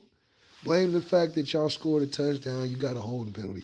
It's DJ Brown. They throw it right to you. You did everything right. You cross-keyed. The safety, the quarterback didn't see you. You're supposed to go home. Mm-hmm. You're supposed to go home. Send them by. See you. Try next time. Because guess what? Michigan's in the same situation, and they got it done. I guarantee you, if he dropped it, Ohio State would have boop, boop, boop, boop, boop, touchdown. I guarantee it. That's just how the game goes. When they say change your life, change your life. Change your life. DJ Brown didn't change his life, and it just impacted the team. And even he had one before that. 2 opportunities to change your life. Season could have been totally different. Rankings totally different. Yeah. Louisville, we probably would have smoked them. But Michigan made 1 or 2 plays this year. We didn't, and then that's the difference right there. That's it. You tip your cap, man. As much as you want to talk about them, the scandal, they made the plays. They made the plays against Maryland. They made the plays against Ohio State. Now, I think we both agree when they line up against the dudes down there, them dogs, if they line up against them, I don't think it's going to go too well personally. Oh, yeah, they're not tougher than them boys. But, hey. Is Kirby a better coach or a better recruiter? Or program builder? I think Kirby's a hell of a defensive coach. Okay. Kirby's a hell of a defensive coach, especially if you give him. See, the only thing that is a kryptonite to Kirby is a quarterback and wide receivers. We saw that in the SEC championship game with Bryce. And we saw it last year in the semis against Ohio State. Right? Because they depend on just the front 4 getting to the quarterback, and they like to run, the combo coverages and this and that. Right. But their DBs are really not what you call lockdown DBs. No, they kind of play off of the front 7. Yeah. Georgia Tech didn't. See, Georgia Tech didn't hang with Georgia. Georgia turned the ball over. They had touchdowns taken off the board on penalties. And Georgia was looking ahead to Georgia. That wasn't even the real Georgia team. Dude. Wasn't even the real Georgia team. Georgia wasn't focused. They didn't even use Brock Bowers, right? Didn't use Brock. Yeah. They were using all their other weapons. Georgia was sleepwalking through that game and still, if you really look at it, still beat the heck out of Georgia Tech. Georgia Tech just took advantage of turnovers and mistakes and penalties. Sloppy game by Georgia.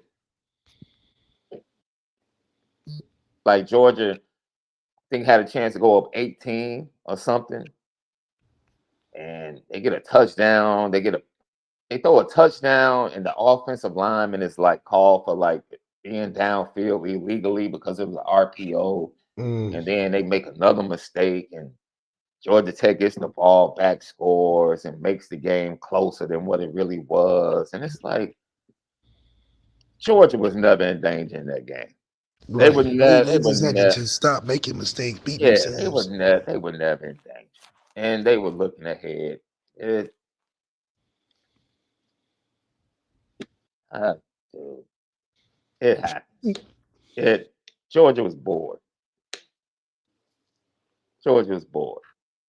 I think it wasn't whoever called the game. Georgia Tech scored in the 4th quarter and went to the onside kick, and the people that were calling the game were like, Georgia Tech has to go to the onside kick because they haven't stopped the offense. They haven't stopped the Georgia offense all night. Basically. Georgia stopped themselves. And that was just the perfect way to explain what we saw all night. Georgia Tech didn't do anything to stop Georgia all night. Nothing. Georgia just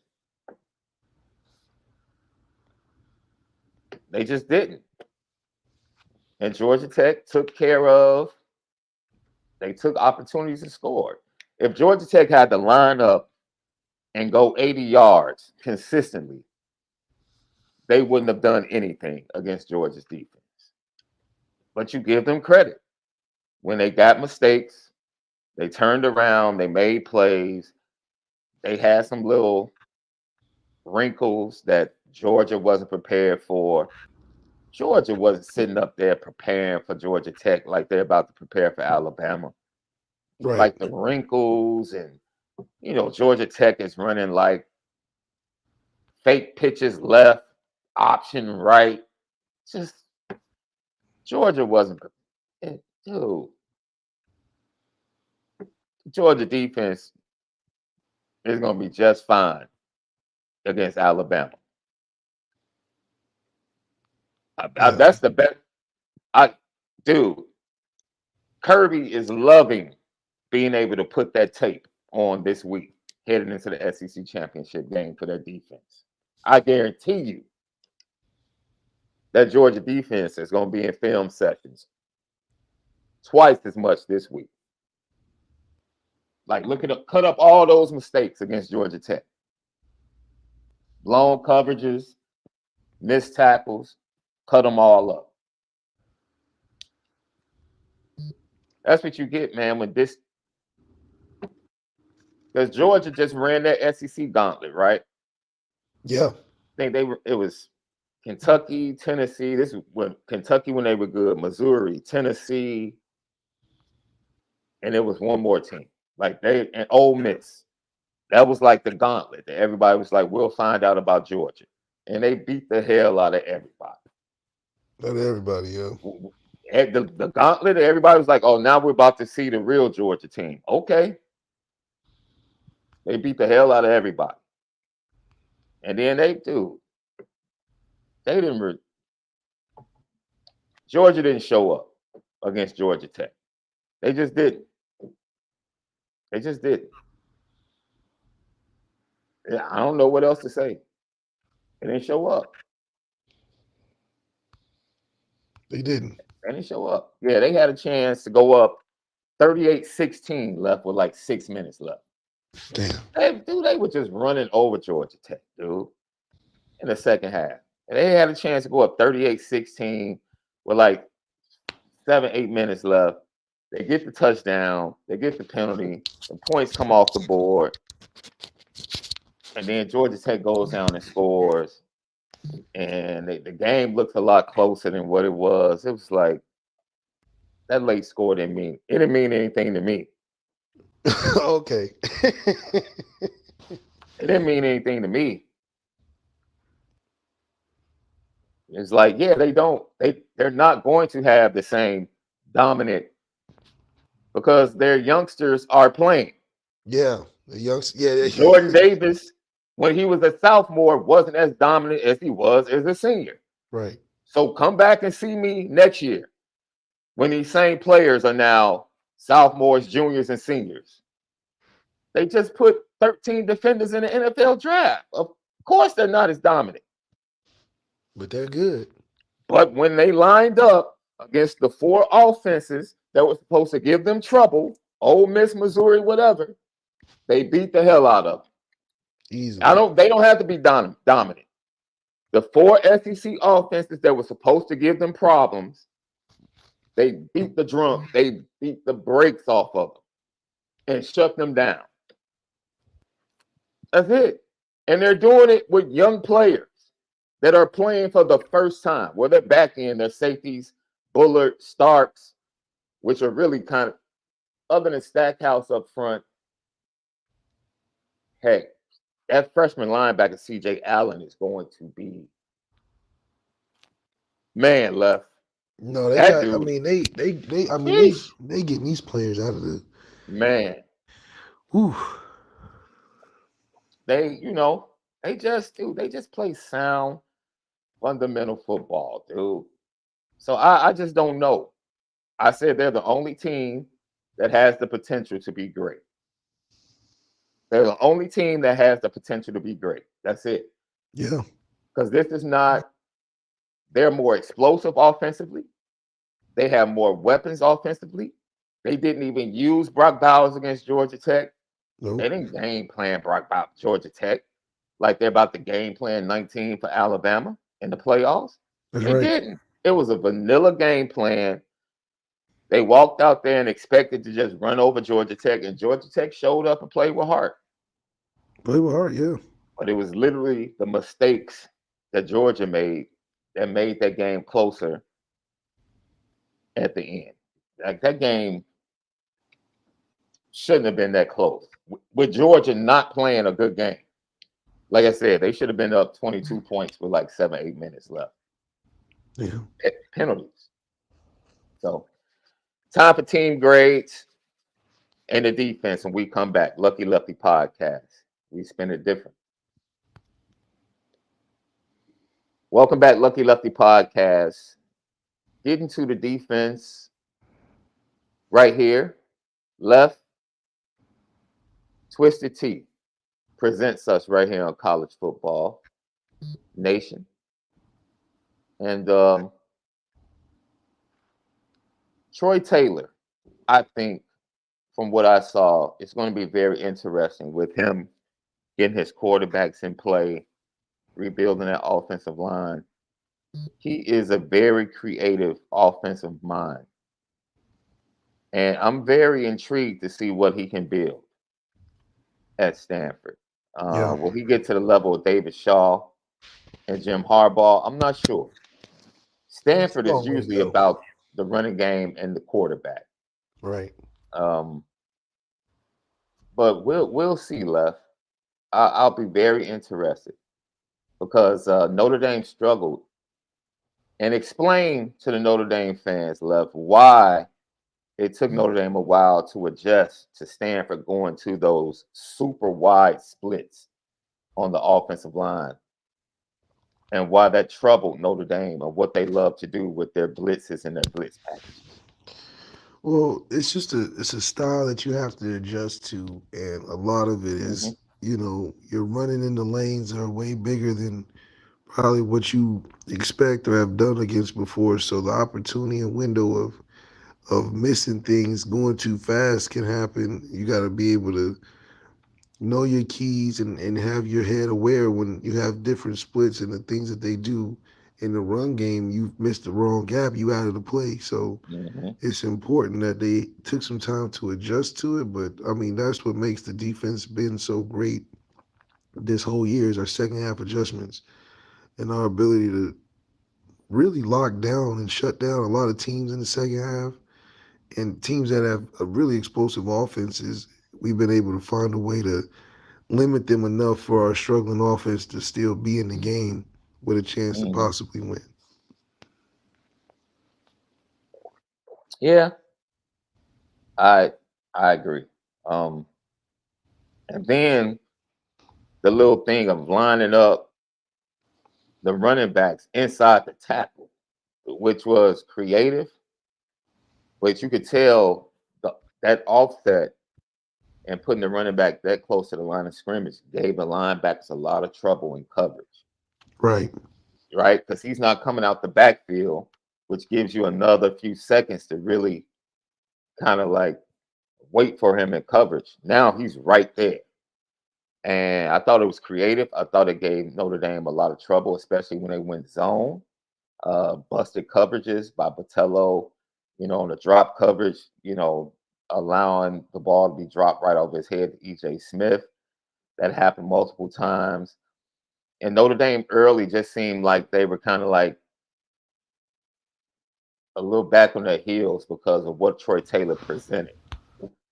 And then once they got their bearings, the only thing that they had really was E.J. Smith out the backfield and Iron Mayor throwing it up to him in the pass game, and Benjamin Morrison and Cam Hart pretty much had him on lock. Like, this is not Colorado, bro. You ain't just about to throw the ball up against us and our DBs and think you're just gonna come down with it. So limited. They didn't have their all Pac-12 tight end. He was injured, and the defense. I I was a little upset. That's a game where I feel like Al Golden didn't have to do as much as he was doing, but Al Golden is going to be aggressive, right? He's going to come after offenses, and early on, when you have a creative offensive mind like Jeff Brom, like a Troy Taylor, they're going to have a game plan for that early. And Stanford, with the splits, gave Notre Dame problems. Like they didn't know how to blitz, where to blitz. Now you're having to come from wider distance on your blitzes because of the splits. And it just was an adjustment. And then Notre Dame just kind of locked in and just stayed fundamental. It was good seeing Drake Bowen and some of the other youngsters, in coverage and in the heavy packages on the short goal line and short distance defenses. Christian Gray continues to impress. He continues to impress week after week. He's so confident, man. You just watch him play. You watch the confidence in which he communicates with other defenders. You just have to be. You have to be incredibly impressed with the young man and the transition that he's going to make next year, taking over for Cam Hart as he battles Jaden Mickey for that second defensive back position in the spring and fall. It should be pretty interesting. Also defensively, Maris Leofow, he made plays. J.D. Bertrand once again. J.D. Bertrand probably had the best 4-game stretch of his career coming down the stretch of this season. And I have been a detractor at certain points of J.D. Bertrand, but he has really played well down the stretch. Man, people keep calling me and keep messing up my connection. But yeah, I'm right there with you. But it'll be interesting to see how we finish this year. I think it'd be good to see also uh, who's the guy that's going to be the next step. I don't know if Rico is going to be the lead guy offensively next year, but who in that offensive room with the guys coming in are going to make a play? I really like Aeneas Williams. I hope we get to see him his first year. Just the impact and versatility he has. I mean, he had a great game his last game in high school. So I just think the impact that we'll be able to have a freshman mixed with some seniority there. Yeah. Shoot, man, we really can be cooking with the schedule we have. I don't think anybody shouldn't be able to play next year. Man, it was so funny because I guess other people that cover Notre Dame were kind of worried about next year's schedule. Like, dude, what are we talking about? Yeah, what are we talking about? It's like, why are we be worried about the wrong things, I think, sometimes. Like, man. Like I watched Rodemaker against if Rodemaker is the starting quarterback for Florida State next year, I'm not scared. Yeah, we're not worried about it. I'm not scared. Like teams that we really consider challenges and stuff, I think we give proper credit for. Like I may not have given Louisville the credit that they, but then again, it's like, come on, it's Louisville. We shouldn't be. They should have lost to Miami, and they just lost at home to Kentucky, bro. That's what I'm Louisville talking about. is not. Notre Dame should have beaten Louisville. That's what I'm saying. You ask everybody in that building, they know darn well they should have beaten Louisville. Period. Like I said, the youngsters, Jalen Sneed showed up with the big hit, causing a fumble. I thought the defensive line got after the quarterbacks. I mean, the offensive line for Stanford is not good. So Not good, right? The defensive backs were good. You know, Stanford tried to scheme some things against you. The fake reverse worked. Benjamin Morrison, got caught I looking into the mean, Ben Morrison backfield. got caught real bad. I'm like, wait a minute. Yeah, he did. You He didn't see did. the. He did. I He mean, he didn't did. even break straight. He must have like said, "I'm locked on my guy. I'm just following him anywhere he go." But man, if where the instinct guy, he hit you with that weak fake.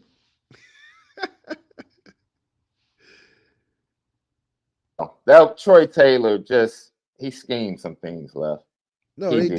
they definitely dug in the crate. And early, and the only reason, too, if Notre Dame doesn't turn the ball over, Jadarian Price, Sam Hartman, that's 10 points. Like Stanford scored 10 points off of those 2 turnovers. Right. They only had 6 points at half. So, and you took points off the board. So Notre Dame honestly could have had 60, 70. Yeah. So, you have to like what you saw. You're seeing youngsters step up these last 2 games.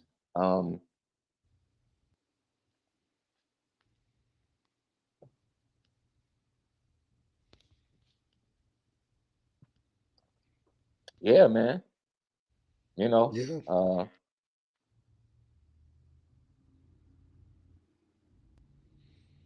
You have to be happy, man. I think tomorrow that's the show we're gonna talk about.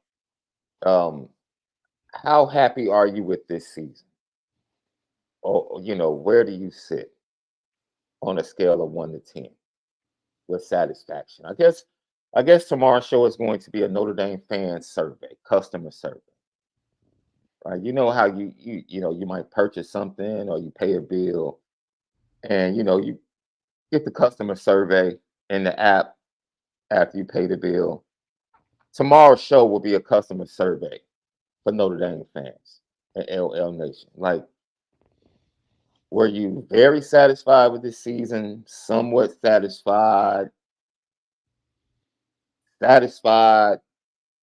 somewhat disappointed, totally disappointed. Like, we'll get into it. That's right. And Left, you didn't have a chance to join us, myself and Ken Gibbs, on the last week, when we talked about how far is that next step for Notre Dame. How far is that next step for Notre Dame? How far is it? How far is it? It feels a lot wider than I think it is from a. Well, save it for tomorrow, Left. Save it for Okay. tomorrow. I'm gonna give you because I know you're gonna have a full dissertation. Yeah, man, I can With some get into food analogies, how some food theoretically analogies and far everything. close we are. Yeah. Because after this show, Left, we're about to get into team grades. I got a nice plate of leftovers with half of a sweet potato pie still in the refrigerator. So yes, it's Monday and I'm still eating leftovers. Absolutely. That's right. No shame. All right, Left. You're more than welcome to give everybody an A, but we'll go ahead and do team grades. We'll Yeah, I start mean, we done beat them so bad. You got to give them an A.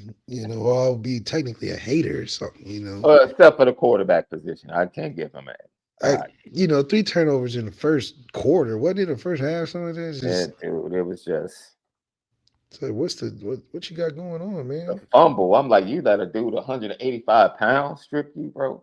Yeah.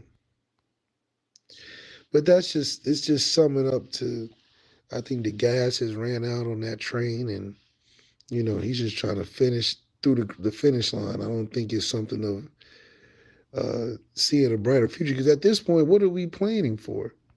There's the bowl game, but that's it. I mean, after this, he probably is going to start repping Wake Forest alumni gear pretty soon. Yeah. So it's just, how far are we glorifying this transfer portal thing? Because I still believe Ain't nothing in that portal at quarterback Left. no, not right now. Absolutely Nothing. Now, wide receiver, defensive end, I think you're going to see some big time players in the portal, defensive line. I agree on that. Absolutely. Quarterback, mm-mm. Mm-mm. Riley Leonard might be, that's it. And even with Riley Leonard, I'm not looking to take a chance on that one. Mm-mm. Mm-mm. I think we should leave it where it is.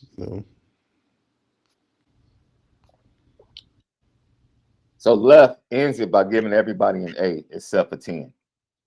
Except for 10, yeah, 10 got a 10 was ooh, he's working nerves, that's for sure. Shout out to Javante John the Baptist. That was a heck of a return on that block. He's been having a solid season, man. He really has. You He can't be really upset has. with what he's been able to provide for us. It may not have been a Fauski situation, but it was serviceable, man. I think Al Golden got the most out of him. That makes sense. Yeah, yeah. I'm trying to see if we missed anything else before we get to the petty train. In our super chats. I think that's it, man. Let me look at my bullet points because I might have missed it. We talked about Marcus Freeman. We talked about some of the other things.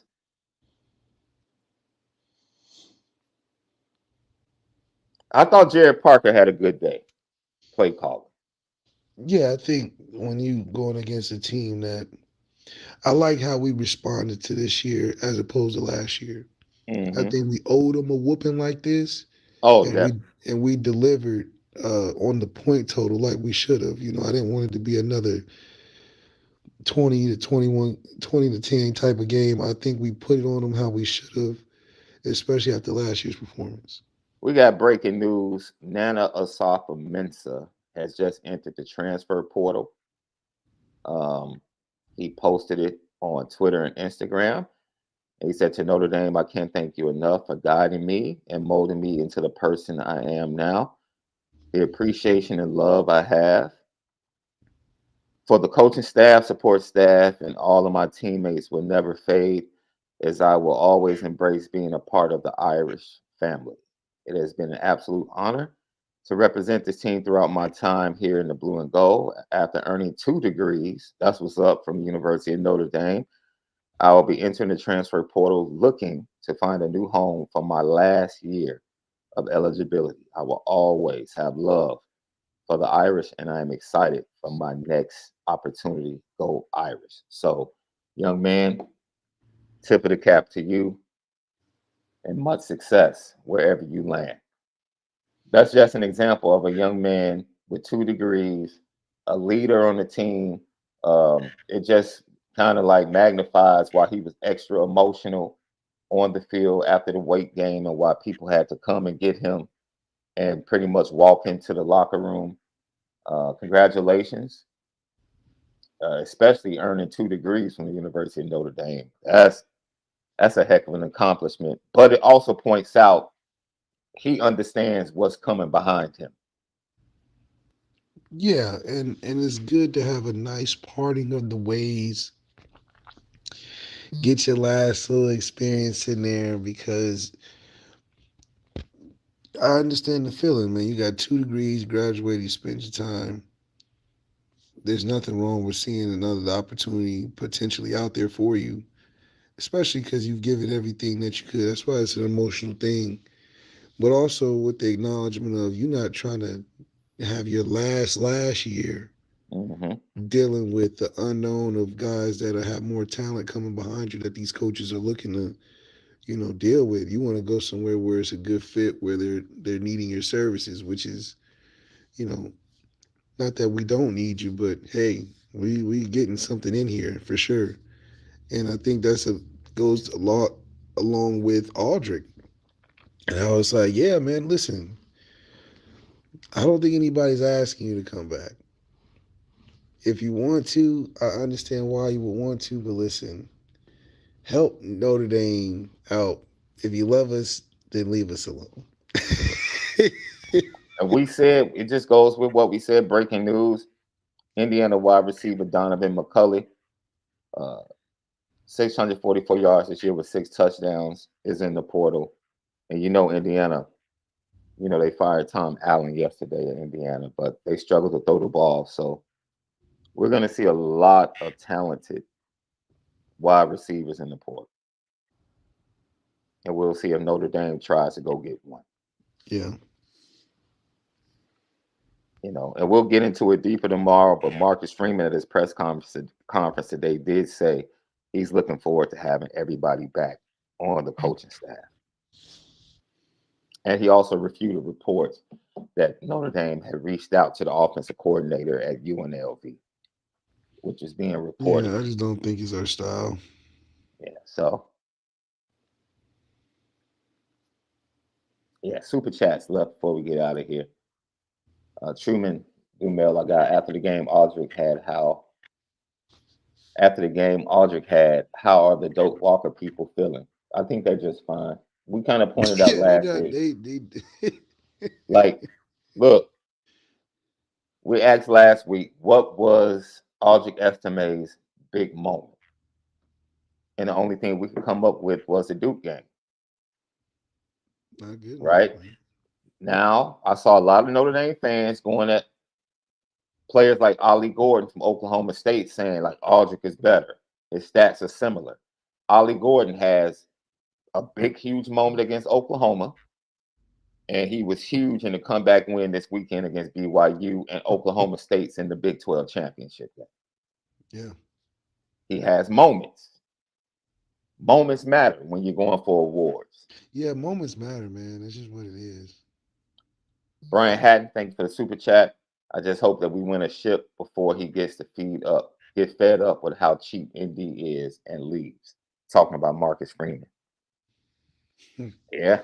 Thank you for the super sticker, Matthew Calkin. And John Massey with the super chat. Thoughts on Aldrich Freeman convo at the end of the first half. As I said before, Marcus Freeman talked about that in the post game. Marcus Freeman's just fed up, man. He's fed up. And he basically was telling Aldrich and Dylan McCullough to get the running back room in order. He's just fed up. Rightfully so, man. Fed up with the turnovers, the silly penalties, just all of that stuff, man. He's fed up. Jason Smith, yeah, hell of a snag on that one. I believe he's talking about Tobias.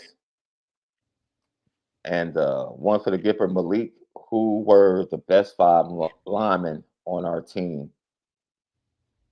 Who are, I guess, the best 5 linemen on the team after the last 3 weeks. Billy and Craig are better athletes and players than Coogan and Zeke Carell. I think they played good as a unit. I think you were spot on, Sean, about our center. That's been a kind of a, in terms of middle pressure for Sam, especially him not being that tall and can't see and has to look at passing lanes. He did get a lot of middle pressure this year, which I think kind of gave him the bad habit of throwing off his back foot, which is taking a lot of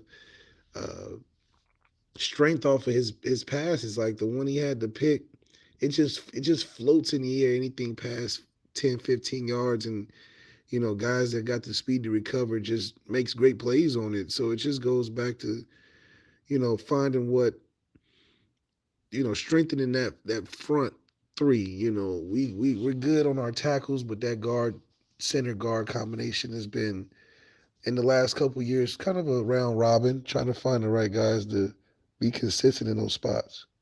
Yeah, another super chat from Marvin Bell. How is Maris on any linebacker award list? Oh, that's a good question. Man, Maris had opportunity. I can tell you that. He's had, anybody on the team this year can say, I had all the ample opportunity in these 5 games, prime time, top matchup games to put myself in a good position on an individual level. And I think the only one that really stood out was Ben Morrison. Ben Morrison has played well against good matchups from SC to Ohio State to Louisville to you know, even the games these last couple of weeks just been consistent. Clemson, he was consistent, you know, and I think that those game changing type of plays, the reason why Ben Morrison deserves the credit he has going into his last year.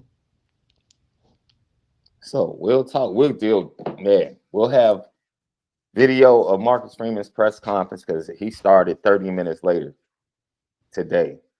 So we weren't about to wait 30 minutes for his show. I mean, his presser to be done to start the show. So we'll get to it tomorrow. Notre Dame fans are already on social media upset. Notre Dame fans want Jared Parker gone so bad, they didn't even do research on this guy from UNLV to see if he was a good OC. They're just willing to take oh man. And so for Marcus Freeman to refute it, now they're upset like, oh my God, he's not going to do anything. As I said before, Notre Dame has put up more points this year than they have in a while. So as much as you want to complain, they did that with inconsistent play, inconsistent OCing, and an inconsistent quarterback. That's all I'm saying. Sometimes you have to be patient with coaches. That's the truth, Roof. You know, so I'll let Left off the leash tomorrow. I'm letting them off the leash tomorrow.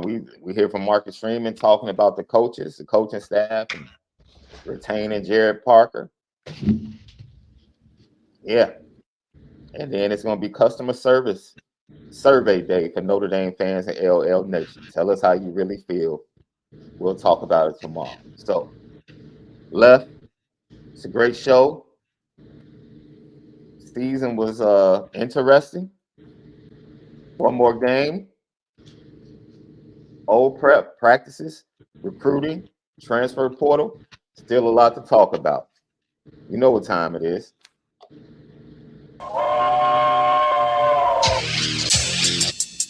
Petticoat.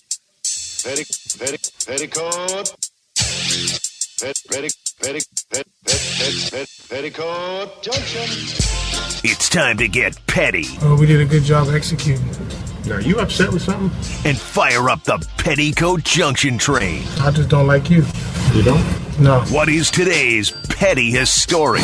Petty Junction.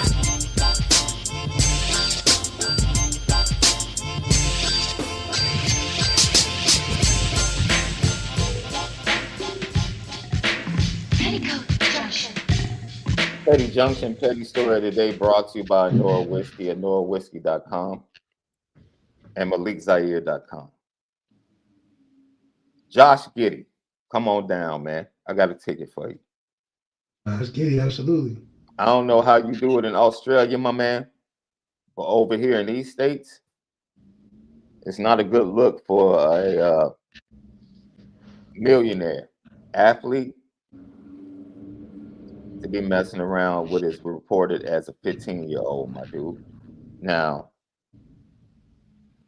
either you didn't do your research, maybe you saw on Instagram, whatever it is. Come on, man. You got to do better. You got to do better, man.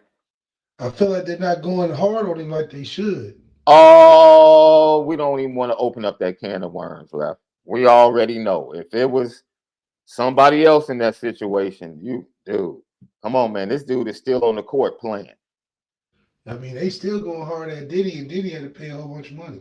No, Diddy kind of deserves. Yeah, no, it's no for real. He definitely deserves. I'm saying get them all. I mean, I'm just saying. How he just passing by with just saying no comment. I don't want to talk. Oh man, and nobody pressed him. Yeah, nobody's like follow-up question or nothing. They just like, oh, okay, doesn't want to talk. Nobody pressed him, right? Nobody had the audacity or the nerve to press him. Nobody. That's upsetting, man. That's lazy journalism. You just let this dude stand in front of you. I understand your question, but right now at this time, I just don't have anything to say. Yeah, I don't have any. You don't have anything to say. What do you mean? Word? And they're like, yeah, let him go. He's good. Maybe if he feels like it, he'll give us something. Okay. All right, dude. All right. Ron Powers, welcome to the petty train, my dude. Stop being a clown, man. Grow up. You're an administrator. You represent the University of Notre Dame. You are the number 2 to Jack Swarbrick in the football program, the liaison. Act like it, man. Have some dignity. Bring some dignity to the position. That crap you pulled on Saturday, absolutely ridiculous, man. If you want to be a coach, go coach somewhere. Right. Go coach. But stop meddling, man. Stop. Stop. You have a son, if I'm not mistaken. Is one of your sons still playing? I'm not sure, man. Oh, Marcel, you knew Malika Andrews wasn't gonna touch Josh Giddey. Oh, you already knew that. No, yeah. Malika Andrews, she proved what she was about a long time ago. Long time ago. Long time ago. You know, that was already known. Yeah, we wasn't even looking her way, you know. Man. We know we wasn't getting nothing back on that end. And last but not least, Uncle Shannon. Only Big because Nightcap podcast is too him and wonderful. Ocho, him and Ocho are wonderful together. Oh, absolutely. Uncle Shannon, man, I think you went a little bit too far, dog. When you said Megan Thee Stallion had the Barry Sanders knees, bro. I'm a father, dog. Stretch out like a quarter to 3. Man, left when he said he would have us stretched out like a quarter to 3. He talking about he got the liquids and all. What you? He said I keep the liquid on me. Oh my God, man. Yeah, we got. Hey, Ocho Cinco don't make it no better. He be egging him on. You know, because Ocho, what you say, what? Quarter to 3. You say what, quarter to 3. Oh man, them boys are some fools, man. Absolute fools, man. LL Nation will have the poll up on YouTube later today. Look out for it to lead into tomorrow's show, which is customer satisfaction survey for Notre Dame football. Yeah, Unc is a fool, man. Yeah, Unc is an he's absolute found his lane fool. for sure. Yeah, He's found his lane, man. yeah. And last but not least, all those ridiculous looking plates that y'all posted on social media. Petty train, man. If the plate is not fire, don't post it. Yeah, don't be posting just. I saw some what it looked like uncooked ham, turkey that was still a little red, mac and cheese that just looked real watery. Yes. Yeah. They gotta do better out there, folks. Were you actually in Cali or were you actually on the road for Thanksgiving? I was at home. We ate here in Cali, and then I went home and got the leftover plates. Leftover plate. We had the deviled eggs. We had it all. It was good. They had the desserts waiting for you. Yeah. I got a nice caramel pecan pound cake waiting for me too. What's a better feast though? Thanksgiving or Christmas? Because I eat good on Christmas too now. See, my mom doesn't go as hard on Christmas. Okay. Excuse me, but however, what she does cook, Lord Jesus, like she makes sweet potato pies for Thanksgiving. But on Christmas, she makes lemon cake, carrot cake, and my father's cherry cream cheese pie. Yeah. Man. Man, that's a hard one for me, Left. Because I think the feast is much bigger on Thanksgiving, but the Christmas is still fire. I think the Christmas conversation. meal is underrated when I it think comes to the Thanksgiving get together is always better because most families like to be at home on Christmas. right. Right. Thanksgiving is you have more opportunity for other people to come over, fall through, and just the vibe of See, Thanksgiving is a we little have bit people different. fall through during Christmas too, make it rounds Mm. in the morning. See, you got small kids though, so because you got family that want to come by, bring in Yeah, their true, gifts, yeah. and on both sides, and then godparents. Not like I said, our holidays are different now because everybody's grown. Everybody grown, yeah. Yeah, we have the first. My parents had their first great grandchild. Mm. She turns 1 on Thursday. Wow. This was her first Thanksgiving at the house. So she was the only small kid. Man, So so she missed 10 years, everybody running around, huh? yeah.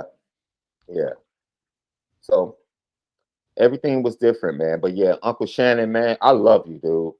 And I was laughing hysterically listening to you talk about Megan Thee Stallion. That's right. But as a father, it just hit a little bit different, especially when I just had a 21-year someone turned 21. I was like, come Well, on, Meg man. like 30, ain't she? Nah, is Meg 30? Yeah, Meg's like 30. So I know she was in her 20s when she came on the scene.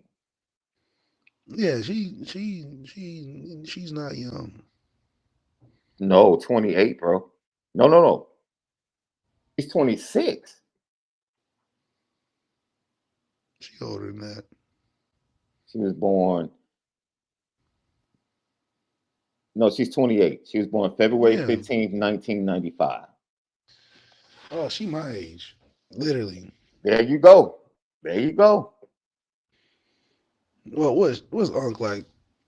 50? Unc has to be mid-50s. Damn. Double her age.